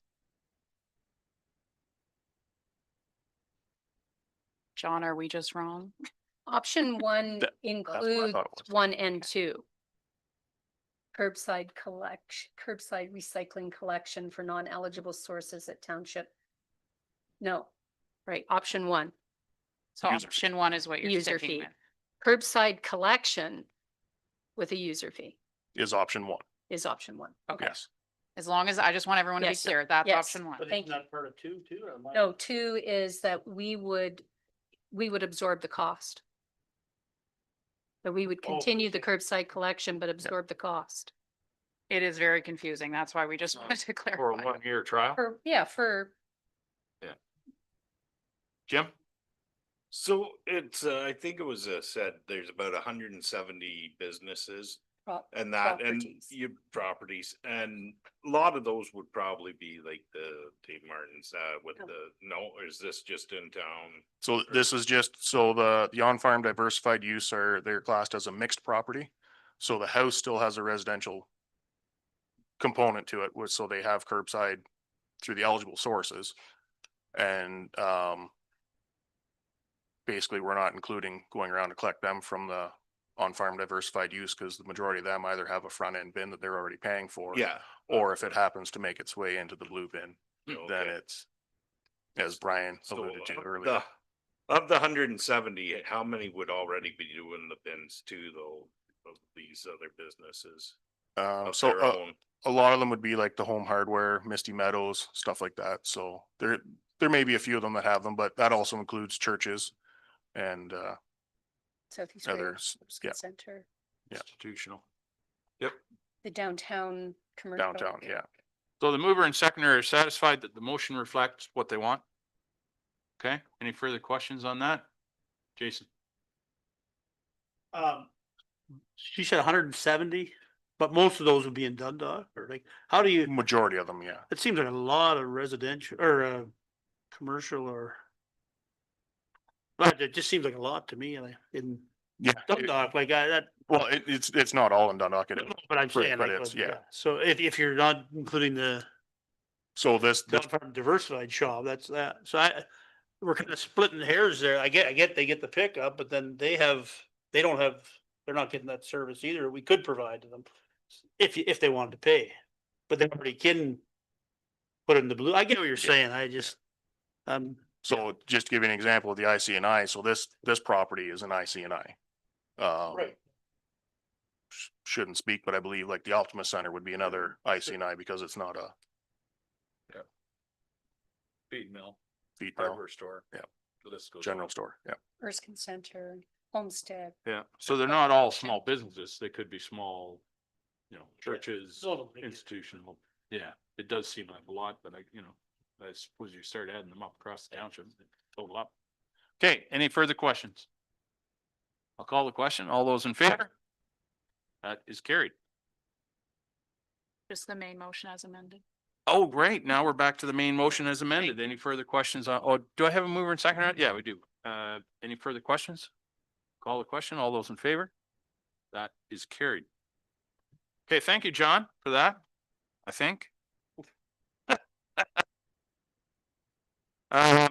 Moving on to legislative services, we have a couple of reports there, at least, maybe three. Nope, two. The first one is regarding a new appointment to the library board, so I will ask for a mover and seconder on that. Monica moves, second by Jim. Lindsay, Holly, welcome. Floor is yours. Thank you. Through the mayor, the first report is just being presented to recommend appointment of Nancy Flagel. I apologize if I said her last name wrong. To the Southgate Library Board following a vacant seat being declared. We did receive a large amount again of applicants and selected Nancy based on previous board experience, and she's an active participant in the Southgate Library for the remaining term. 20, and then we've encouraged all that have applied to reapply for the 26 to 2030 term. Very good. Thank you. Well, congratulations to Nancy, and we welcome her to the board. Any questions? All those in favor? That is carried. Can I get a recorded vote, please? Sure. Madam Clerk? Sorry. A recorded vote was called for staff report CL 2025-036. Library board member appointment. Counselor John? Counselor Rice? Yes. Counselor Singh-Sors? Yes. Mayor Milne? In favor. Counselor Shipston? Yes. Counselor Ferguson? Yes. Deputy Mayor DeBreen? Yes. By a vote of 7-0, that's carried. Thank you, Madam Clerk. Moving on to the next report regarding the council calendar year for 2026. Someone care to move that, please? Barb and Jim? Holly? Thank you. So this report is just presented to council to request approval of the 2026 council meeting calendar in accordance with section 16.2 of the procedural bylaw. The proposed calendar follows the same structure as it has for this current term of council, except for the months of October and November due to the municipal election. Committee of Adjustment and Public Planning meetings will be held following the same date and time format as this year. We are suggesting that these meetings be held electronically only in 2026 rather than the hybrid format that we used in most of 2025. We do have most people participating electronically, so that's kind of where that suggestion came from. The 2026 calendar also includes public library board meetings, statutory holidays, office closures, and the major municipal conferences and key dates for the 2026 election. Very good. Thank you, Holly. Are there any questions? Jason? Just wondered, I get that nobody comes and I've been an advocate of having, but you had mentioned in there, if there's a big issue, how are we gonna determine that, or just that's kind of up to staff, or? Holly?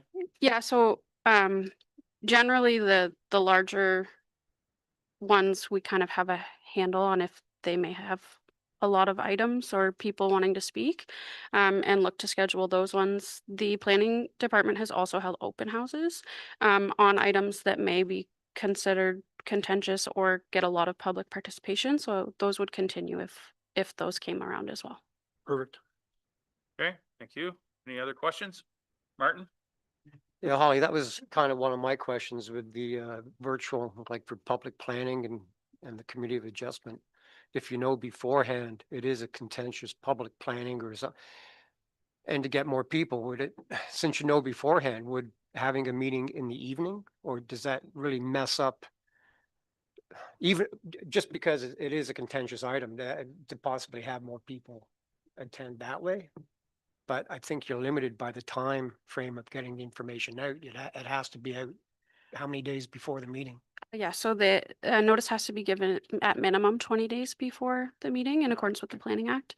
I guess we would schedule them for our council meetings, which are held during the day, but if that's the direction that council would like us to take, we certainly could look into that. Well, I was just wondering, if it is a contentious or a big item, Yeah, I get think. more people involved, but Yep, if yeah. there is 20 days and they feel so strongly about it, they should be here or online anyway, no matter what.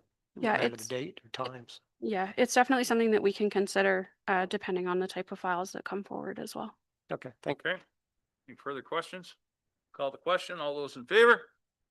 That is carried. Thank you, Holly.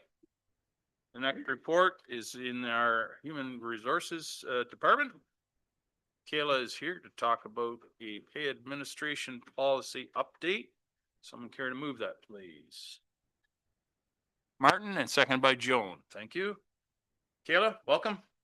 Thank you. This update to our pay administration policy comes for a couple of reasons. The main reason being updates to legislation, the strong mayor powers being one of those legislations. And the other one is just to update our policy to reflect our current practices. And I've outlined in the report there what changes there were specifically and some reasons around why. And I'll just take questions. Very good. Thank you, Kayla. Are there any questions? Martin and then Jason. Yeah, Kayla, as I said, I don't have my computer anymore, but I wrote down page 4 of the report, item 6. It says the CAO will review and approve evaluations and scores. So moving that, but with the strong mayor powers, I'm not going to say Brian, but down the road, the mayor would have to say, well, no, I don't agree with you. That person's not getting that, or it is getting it where the CAO doesn't feel he's up to snuff or she's up to snuff. How do you deal with that? Is there a procedure for that? And or is it the strong mayor's power or going to be in the policy that we have?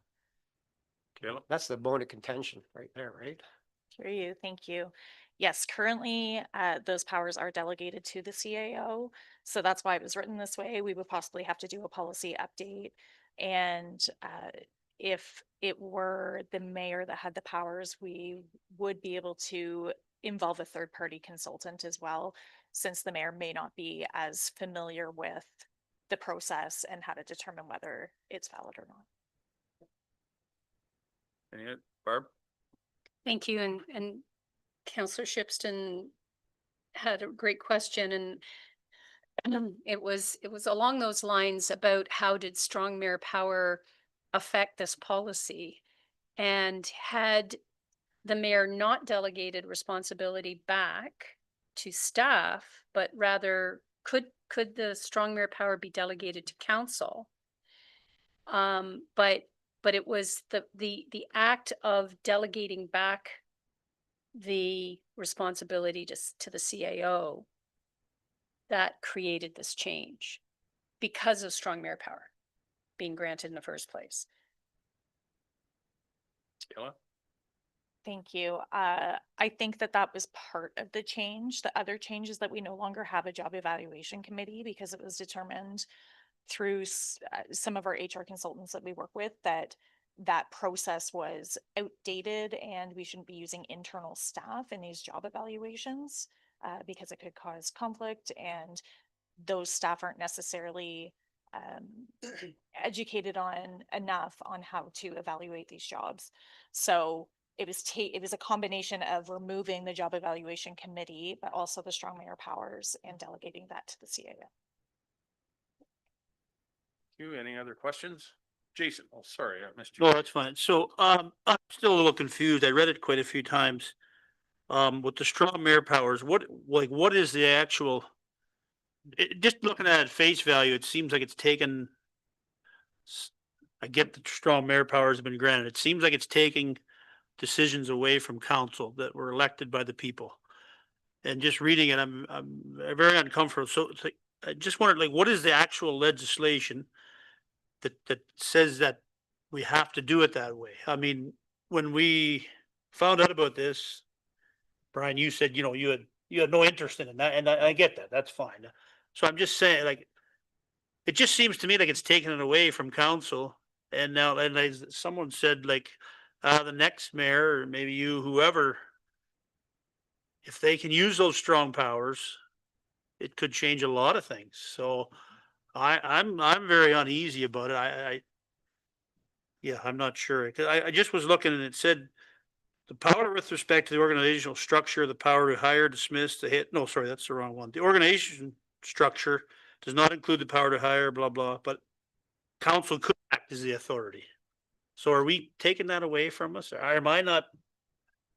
I'm just not, maybe I don't understand it 100%, but Well, I would say my understanding was that you're right. Council had that ability to grant the step increases. But the legislation through strong mayor powers gave that authority to the mayor to use however he or she chose.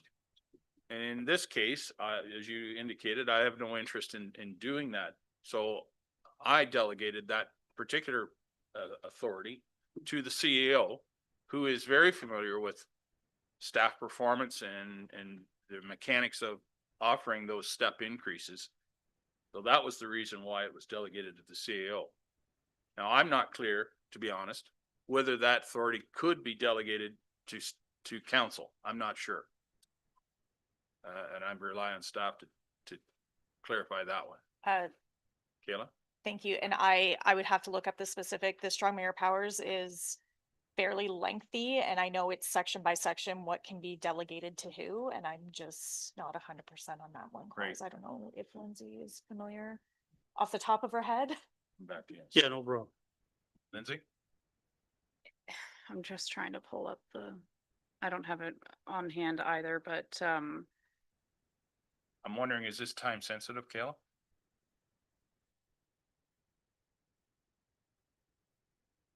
I'm sorry.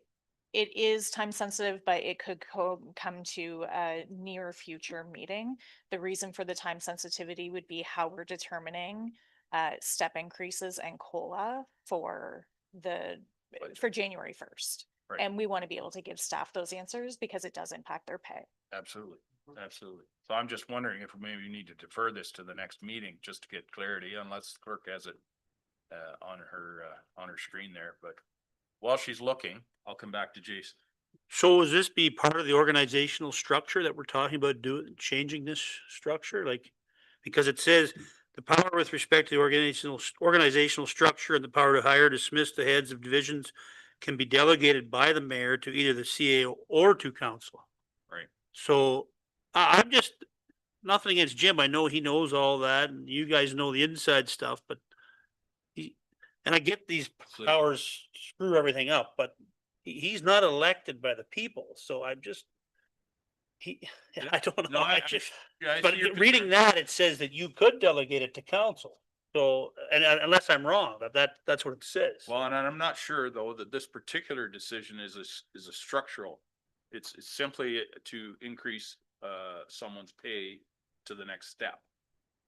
Kayla? Sorry, if I may, yes, that specific clause, the only part of this policy that clause is applicable to is the acting positions and the promotions. The ability to hire and make organizational decisions, in this policy, that's the only section that refers to. That would be more our hiring policy, which has not been updated yet for the strong mayor powers, and we'd have to consider. But this one is more specifically to do with pay increases, acting promotions. It's all to do with the pay, not so much the organizational structure. Right. So as the delegated the CAO will decide that. The council will have no As is being proposed. being proposed, yeah. And there's no way around this. Well, and that's what Lindsay's trying to Yeah, find is like- to whether I can delegate or the mayor can delegate Yeah. that to council or to the CEO. In this Cause case, yeah, I sure I do. get it. I just Yeah. mean like a different mayor at a different time, we Yep. could get into a lot of, absolutely. but I know that's the province handing it to Yep. us. So. Barb, Yep, the province has said that under strong mayor power, the mayor may hire and fire whom they want. So they I get could- that, the hire and fire. I think the key is that our job is to set good policy for the CAO to follow.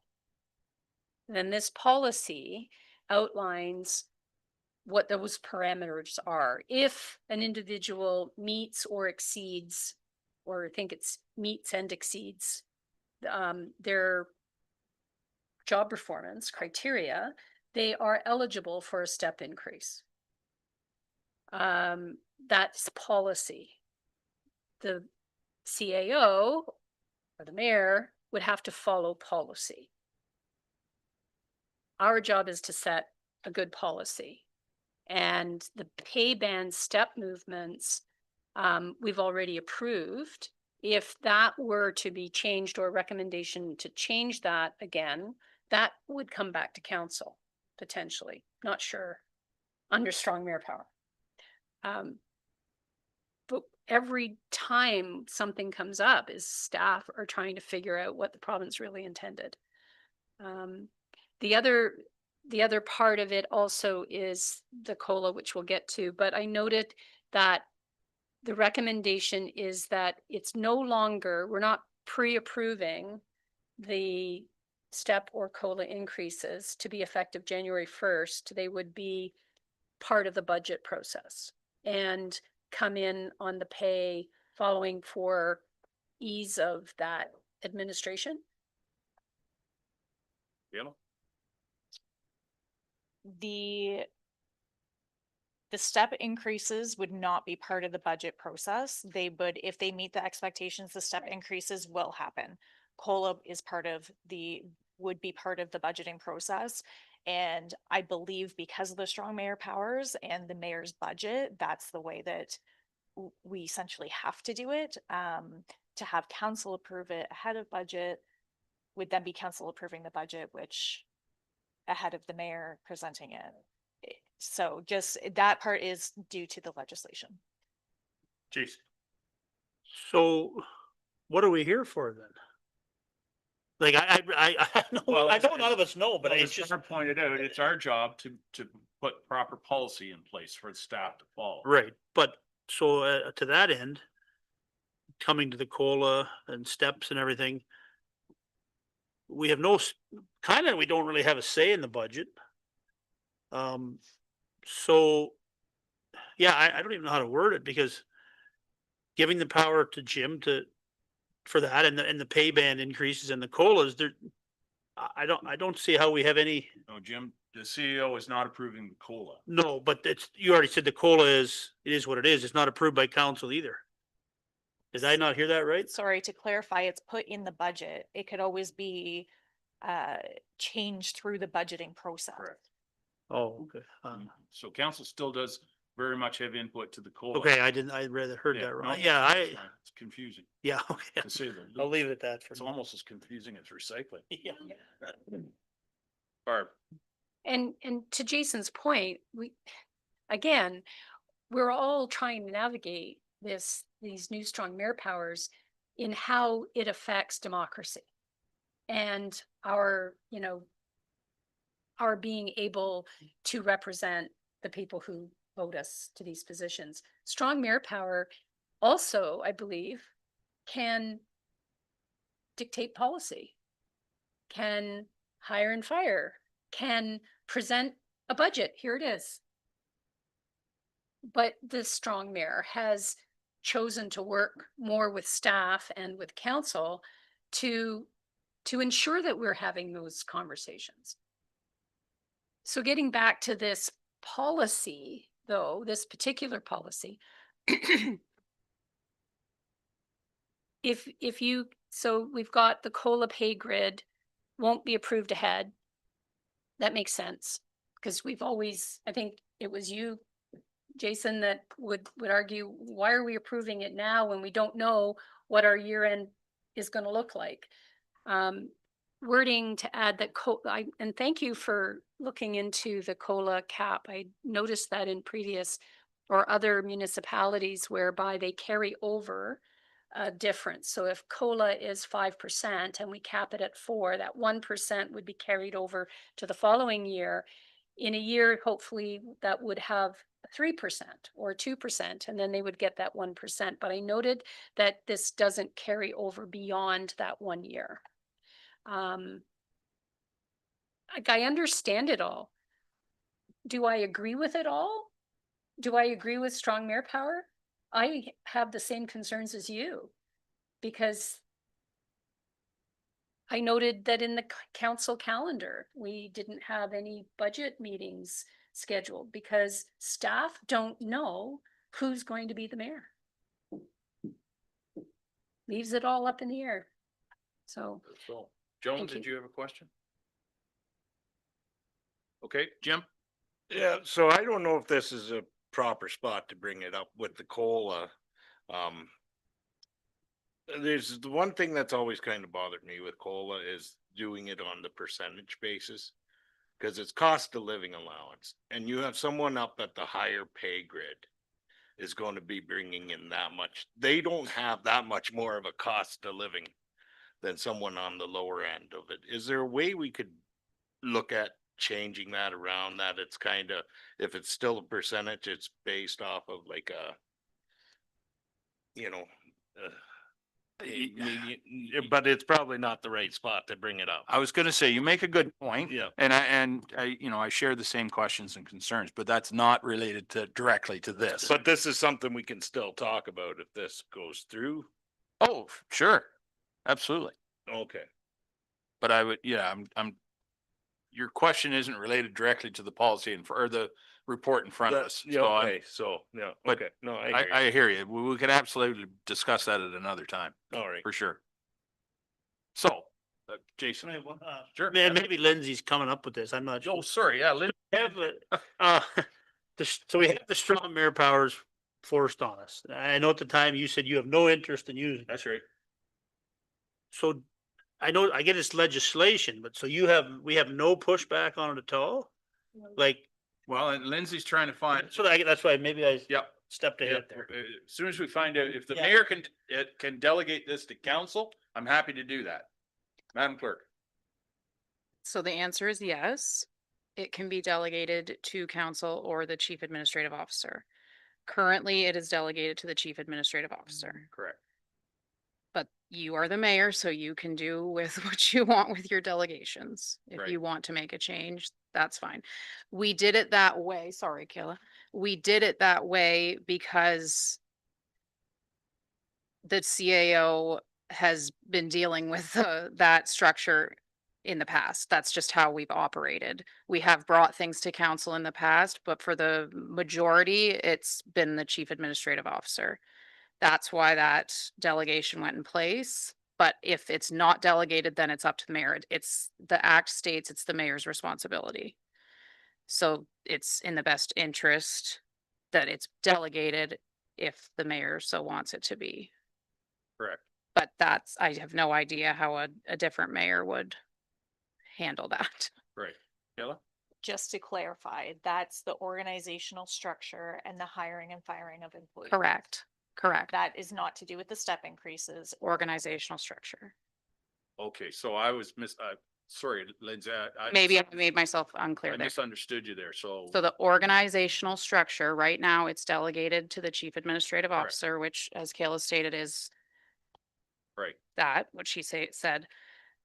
COLA increases and step increases are budget, which cannot be delegated. You are in charge of the budget. The way you have went about the budget is to include all of council with our financial forecasting meetings. And there is the option for council to do amendments, and we went through that discussion about the budget, but to me, this is a budget item. It's two separate things. So right now, our CAO is delegated organizational structure authority. But this would fall under budget. So just to clarify further, I'm worried that they're getting mixed up. And Yeah. I want to make sure that it's clear that that is the organizational structure, as in, staff have been working on trying to shift some responsibilities and work out roles within the organization and how that will look, because that's currently delegated to the CAO. That would, if you then delegate it to council, we would bring that to council, which is fine if that's what the choice is, but this doesn't affect that policy, this policy. The only part of this policy that clause affects would be the acting positions and the promotions. So it would be if we had somebody leave and we're going to put somebody else in an acting position, that we would have to bring that to council for approval. That's how that affects this policy if it were to change. Does that make it any clearer?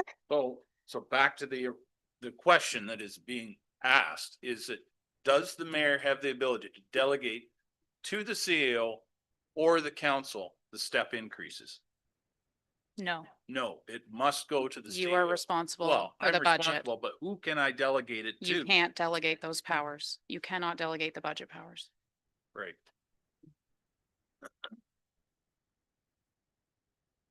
So that's why, if I may, the budget timelines report that I brought that had all of what we're gonna do Yep. is like it's still a mayor's budget. It's Right. still technically your budget. Yep. And you have to propose it, but you're doing so with input from all of council Right. with our financial forecasting meetings and staff. But So- you still will propose your budget on, I think it's January 30th 30th. was the date. Yep. And then that's when the 30-day time frame starts where council can make amendments and that whole process. So through that process, and in that mayor's budget, I would propose the step increases. And then it's up to council to amend that or propose amendments if they so choose. Am I correct in that, Kayla? So the way this policy is currently written, we would no longer be bringing the step increases for consideration. Step increases are based on merit and time in a position, so we made that automatic. It's the COLA that you would be bringing, and that could be adjusted through the budget process through council amendments. Okay.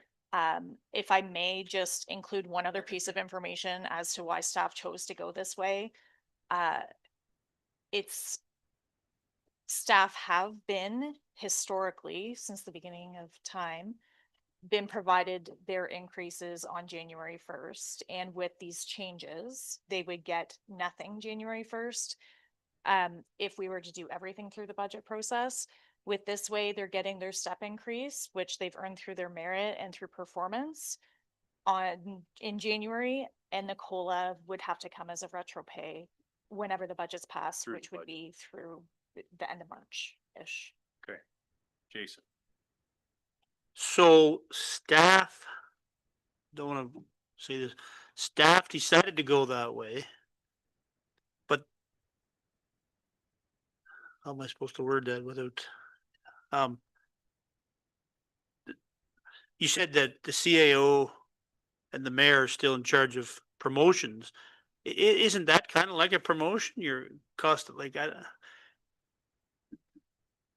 so what about next, in 2 years, if there's a new mayor or next year, and the mayor says, what's staff gonna say then when we say, it's not up to council, we're taking away 4%? Well, I guess that'll be then, I guess. I don't know. I'm uneasy about this thing. Kayla? Do you have anything? I mean, if that was through the budgeting process, then there's nothing that we could do, like nothing that can be done. I mean, let me clarify that there probably are employment legislation issues with doing that. But aside from that, as far as operationally goes, that is what it is. If council chose not to do any COLA then that's the decision of council. Somebody had a question over here. Joan, go ahead, please. Thank you, Mr. Mayor. So Kayla, this policy that we have in front of us now, where the mayor is delegating it to the CAO. Can that be done? Is that a part of what can be done? Because we're discussing it, what can be done and what cannot be done. Can he delegate it to the CAO, or do we have to do it himself? So the mayor has delegated it to the CAO already. The organizational structure and employment matters. That part has already been delegated to the CAO. It could change. The part about the dollars and the COLA cannot be delegated. It's through the budget, the mayor's budget. Right. Barb. Thank you. And historically, the CAO, we have one employee or had. The mayor has one employee now.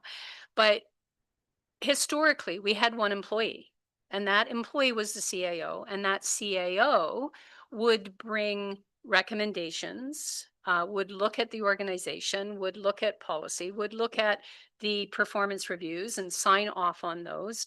And there are checks and balances to step increases that the CAO has to follow, which we set. Like, we provide the policy, the CAO has to follow it. Or the mayor doesn't, actually.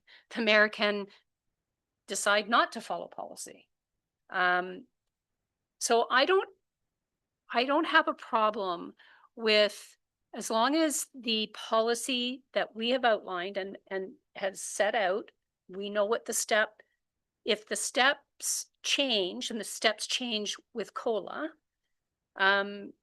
when you get redlined, that's what they used to call it.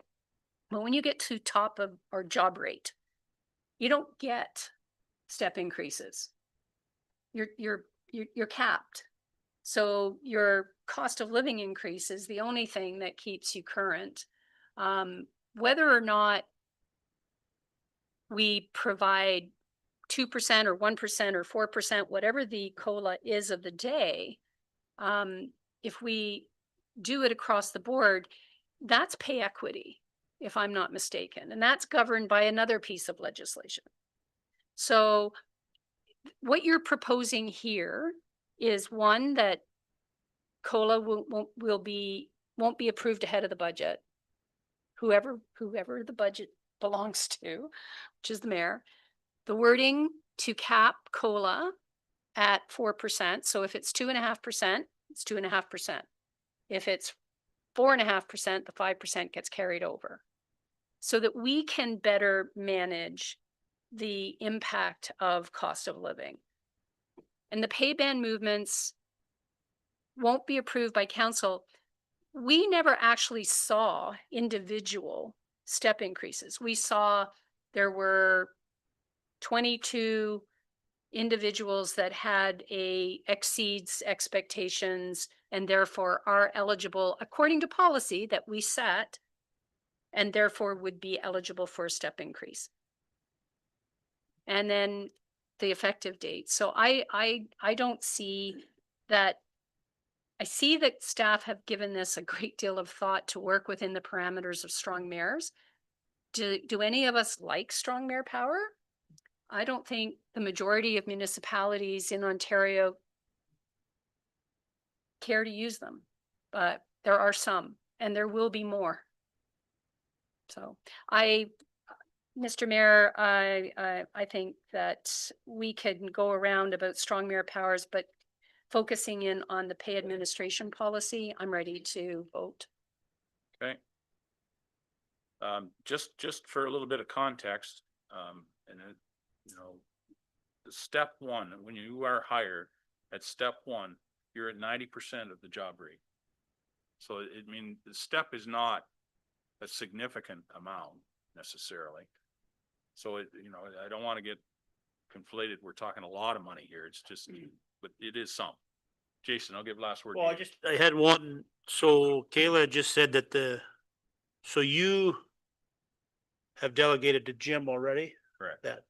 So isn't that something, I'm not calling, but isn't that something council should have known before this report, or? I think it was in the list of things that was delegated. Yeah, I that's don't remember. been back since May. It's Oh, okay, I did, okay, I guess I I did. mean, I'll be fair and say I couldn't list all the things, but I do believe that was. in Okay, there. I, Yes. yeah, Yeah, Yeah. go ahead. I didn't, yeah, I remember that. But I didn't- again, I'll say like that's something that basically the CAO already did. Like it's structure wise, hirings, firings, like that sort of thing for the most part. Yeah. That was already handled by the CAO and senior management. Barbara? And I think it was a requirement to publish the delegated authority or the Yes, the they're on delegation of, online. of where the strong mayor was, I mean, that's mandated. It had to be published. Yeah. So whatever that list was, and it was inclusive. But could I list them right now? No. Okay, let's take a stab at voting on this. All those in favor? Sure, absolutely. Madam Clerk? A recorded vote was called for. Sorry, let me get the. Staff report HR 2025-008, pay administration policy. Deputy Mayor Dobrein, Yes. Counselor Shipston, Yes. Counselor Rice, No, the microphone, no, no. Mayor Milne, In favor. Counselor Singh Stores, Yes. Counselor Ferguson, Yes. Counselor John. By a vote of 6-1, that's carried. Thank you, Madam Clerk. Okay, 11:15. Do we need another recess or we want to keep going? We're down to the last section. Yeah, Jim's on. Do they see Jim on? Yeah, he's online. So Chief Administrative Officer has 2 reports here. We'll carry on for now. Regarding Roma delegation requests. Joan has asked for a break.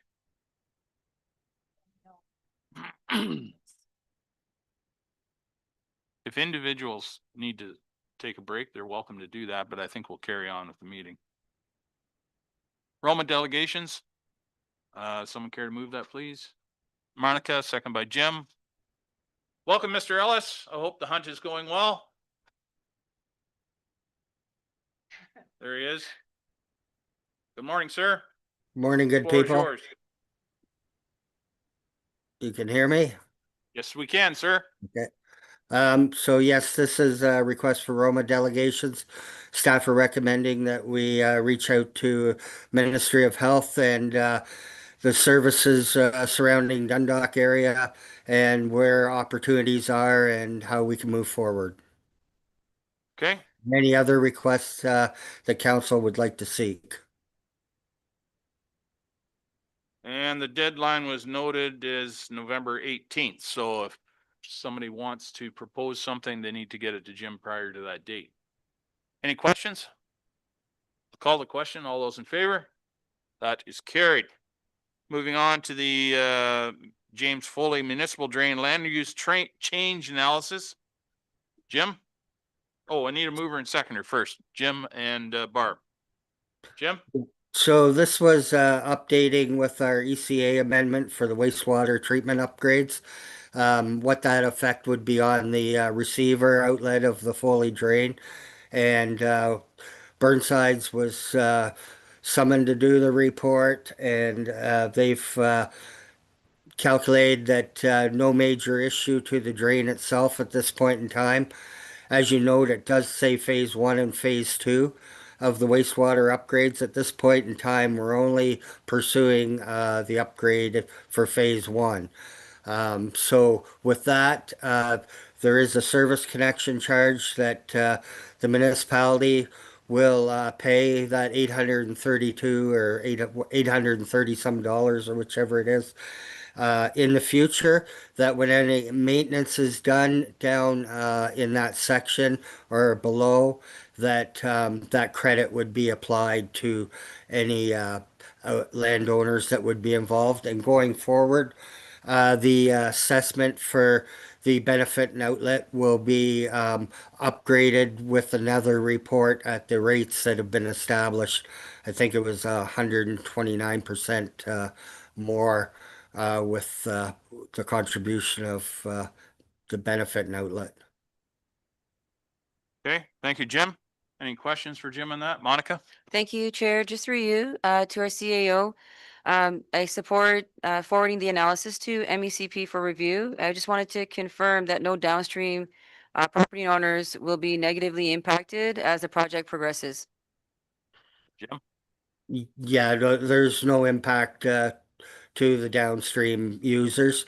We've seen higher flows at springtime go through the drain, so it should not be any issue at this point in time. Thank you. Any other questions? Oh, Martin, go ahead. Yeah, Jim, you mentioned that $800 will go be a credit for maintenance. So just with that, what you said, how often does that part of the ditch drainage get cleaned and maintained? Like, do you do it once a year, maybe? Jim? Typically, these drains don't necessarily get cleaned out for 20 years or more. It just depends on if they get silt and sediment built up in them or other factors that may. But down in that section, we've never historically had any issue, and we haven't cleaned it out in my time, and it's still functioning properly. Very good. Any other questions? Barb? Thank you, and through you. Hi, Jim.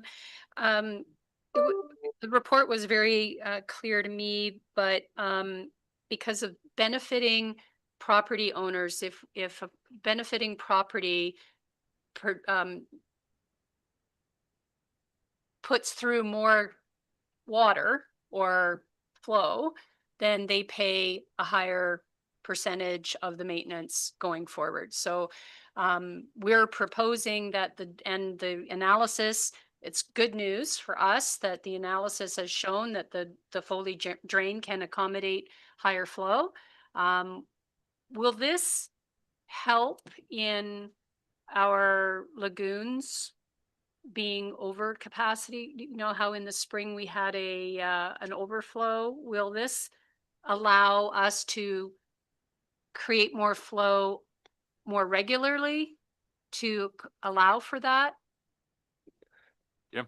Not necessarily. As I said, in those big flow events we've seen in past springs, the drain below has handled it. It has not breached or anything.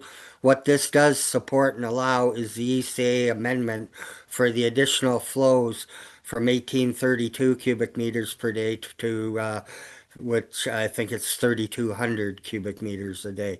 So this analysis supports that. And the benefit is actually the township owned properties. Thank you. Okay, any further questions? Call the question. All those in favor? That is carried. Thank you, Jim. Good luck with Bambi. Okay, moving on. Is there a notice of motion? Not seeing any. Consent agenda. There's a number of items there. Quite a number of items there, actually, 19 of them, I guess. So the motion will read, be it resolved that council receive the consent agenda dated November 5th, save and accept. What items? Does anybody require any of those to be pulled? Martin? 1119. 1119. Tay Valley Township. Okay, anyone else? Barb? Yes. 1118, the MOECP. Just one moment. I have to just go back to my other notes. I think that is it for me. Okay. Thank you. So the motion will read as I read it, save and accept items 1118 and 1119. Someone care to move that, please? Barb will move. Martin will second. All those in favor? That is carried. So we'll deal with item 18 or 1118 first. Barb?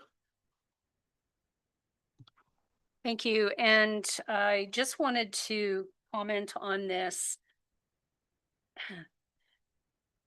The province, through the Ministry of the Environment, is now delegating responsibility for low risk activities that create a complaint, that the municipality now needs to handle those issues as opposed to the Ministry of the Environment. And I appreciate and I think we'd all benefit from maybe a copy of this referral guide for public reference. We're still unsure if the Ministry of the Environment continues to be the go-to agency for odor issues related to Eco Park or asphalt plants. Paving companies, I think, is listed here, but it doesn't specifically talk about asphalt plants. And I think it's important for the residents who might be concerned about who do I call, because there's a clause in here, thank you for pointing it out, that when in doubt, or if the municipality does not have the capacity to address the issue, then they can refer it back to the Ministry of the Environment. And I think there's a lot of, the MOE is going to be pointing at the municipality. The municipality is saying, we can't do it, so call the MOE. If we could find out about those two, and I'm just so that we know when we get the phone call, who to refer them to. Thank you. Any other questions or anything about that one? So you're not requesting a change? Okay. So to receive it for information, would someone care to move? Barb, seconded by Jim, thank you. All those in favor? That is carried. Moving on to 1119 of the Tay Valley Township. Martin, I'll ask you to move that first. Are you moving for receive for information? Or do you want to change it? I want to change. Okay, go ahead. Well, depending on the debate, I think it would be good to support it, but I'll make a notice. Can I make a notice after we have the debate? How does that work? The clerk generally likes a motion ahead of time. So what? I'll make a motion. Motion to receive, and if we need to amend that, we can do that. Yeah. Is there a seconder for that? To receive? Yeah. Monica, thank you. Martin, go ahead, please. Yeah, it's this is a resolution by the municipality of Tweed about well, it says sustainable waste management, recycling. We've already talked about it this morning. And they're looking at the province, looking at the idea of incineration. And probably in the 70s and that time probably wouldn't have gone down too well. But the one part it says large urban centers, whereas large urban centers are looking into rural areas of the province and entire country for lands to bury waste. And I know this for a fact. So I was chatting with the two from Toronto, and I'm pretty sure it is Toronto, that in 2029, they won't have their landfill. And they're only looking, I think we had a letter sent out, and they sent out a lot.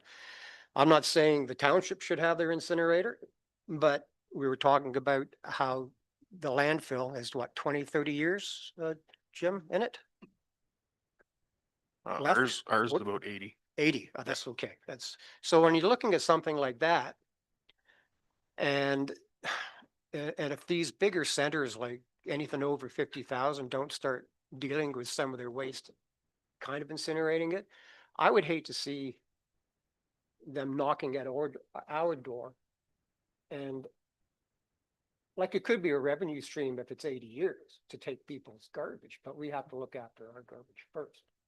So I'm just looking at if we can send this, I guess, Lindsay, as a support. Because I think in the long term, the way the province is acting now, in 10 years' time, they might just say, you have land, we need it for landfill. And Croton is a lot of wetland that is not. We have a lot of wetland that is not provincially significant. I would just hate for the government to come in and say, look, we have a problem here. It's in the common good of the province. You have land, we're taking it. I'd rather see it incinerated somewhere. I'm just looking into the future like that to keep our transfer station open. So what I'm hearing is that you'd like to amend this to support? To support this and send it. Okay. Is there a seconder for that amendment? To support? Joan seconds it. Any further discussion on the motion to support? Barb, or the amendment rather, sorry. Thank you. And thank you, Martin, for bringing it or pulling it. I thought about this and I recollect back in the early 2000s, Southgate was being targeted for incineration and it was not well received. To It's the put it understatement of the day. mildly. It blew up, burned a death. But I would be interested whether Tay Valley or Tweed Township are willing hosts to being a willing host for this incineration. I looked at it more closely and it says that the support is to look at a working group to ensure waste disposal issues can be resolved quickly, efficiently, and effectively with the use of incineration. Who's going to be on that working group? Ontario municipalities, provincial and federal governments. Your concern about the province coming to knocking on our door saying you have land, we want it, we're taking it, is not going to be eliminated by supporting this resolution. And yeah, I'm just curious as to whether I'd like to know the large urban centers that have only 2 or 3 years left in their waste diversion landfill, or where are they going to put the incineration plant? They're not going to be putting it in their back door. So I'm not unsupportive of a working group to look at any and all waste issues. We can see how the province has done such a great job with its producer responsibility recycling diversion. I'm on the fence. I'm skeptical, let's just say, and I will support the resolution to see where it goes, but I'm not confident, and I certainly would not be the first out in line to offer up our land for incineration. Okay. Any further discussion on the amendment to support? I'll call the question. All those in favor? That is carried. Back to the main motion as amended. Jim will move, right? Oh, we have a mover and Yeah, second. we're good. Okay, I'll call the question instead. How's that? All in favor? That's carried. Okay, thank you very much for that. General announcements. Does anybody have anything they'd like to share? Barb? Thank you. And a lot has happened in a couple of weeks, but I did want to speak to the Grey County Leadership Forum that was held last week. And it was great to see so many staff as well as the mayor and I, and the staff and the councils throughout Grey County coming together to, brainstorm and look at economic development. We had the keynote speaker was the Grey County ambassador, Roger Mooking. And the only thing that I would have liked to have seen is that we auction off that artwork that he created. Could have gone to the food banks, but it was a really good session and it was well attended. I just think that if you have an opportunity at a future leadership forum, consider it on your calendars, because it was a really good Grey County focused session. Yeah, and I think the coffee with the mayor this past, is it Monday? Just seems like a week ago, but well done, Brenna and Kenan. But Brenna on presenting the downtown revitalization, where we are, where we have been, where we are today, and getting some interaction with the full house that was there to provide suggestions and comments. So I'll look forward to hearing more about that. So Congratulations. Very good. Yes, and thank you, Brenna, from me for your help in organizing the mayor. Coffee with the mayor. Coffee was good. Snacks were even better. Okay, bylaws. We have 1, 2, 3, 4, 5 bylaws there related to items that we've discussed in the past. Motion is be it resolved, the following bylaws dated November 5th of this year, save and accept whatever items be read first, second, third, finally passed, signed by the mayor and the clerk, sealed with the seal of the corporation, entered into the bylaw book. Do any of those items need to be removed for further discussion? Okay, so that's how the motion will stand. Is there someone care to move that? Jim, second by Martin. Thank you. All those in favor? Oh, did you poll one of them? Oh, I want to thank them for being good staff. How's that? How's that? Right? Just a general good thank you. Never hurts. That is carried. So those bylaws are now passed. We do have a closed meeting. Be it resolved that council proceed into closed session at, I'm going to say 11:36. In order to address matters relating to personal matters about an identifiable individual, including municipal or local board employees, and specifically this matter is an HR matter, and that all those required remain in attendance. Someone care to move? Jim? Joan will second. All those in favor? That is carried. Let's recess for 5 minutes and then we'll go into the closed session conference room.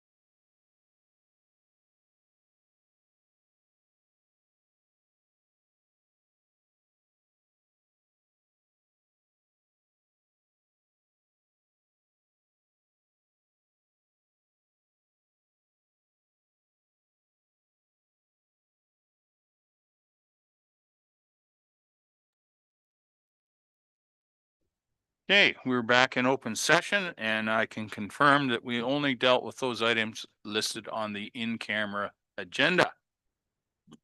Confirming bylaw. Someone care to move that, please? Jim and Barb, all those in favor? That is carried. One more motion. Barb and Monica will second. We adjourn. All those in favor? We're adjourned. Thank you.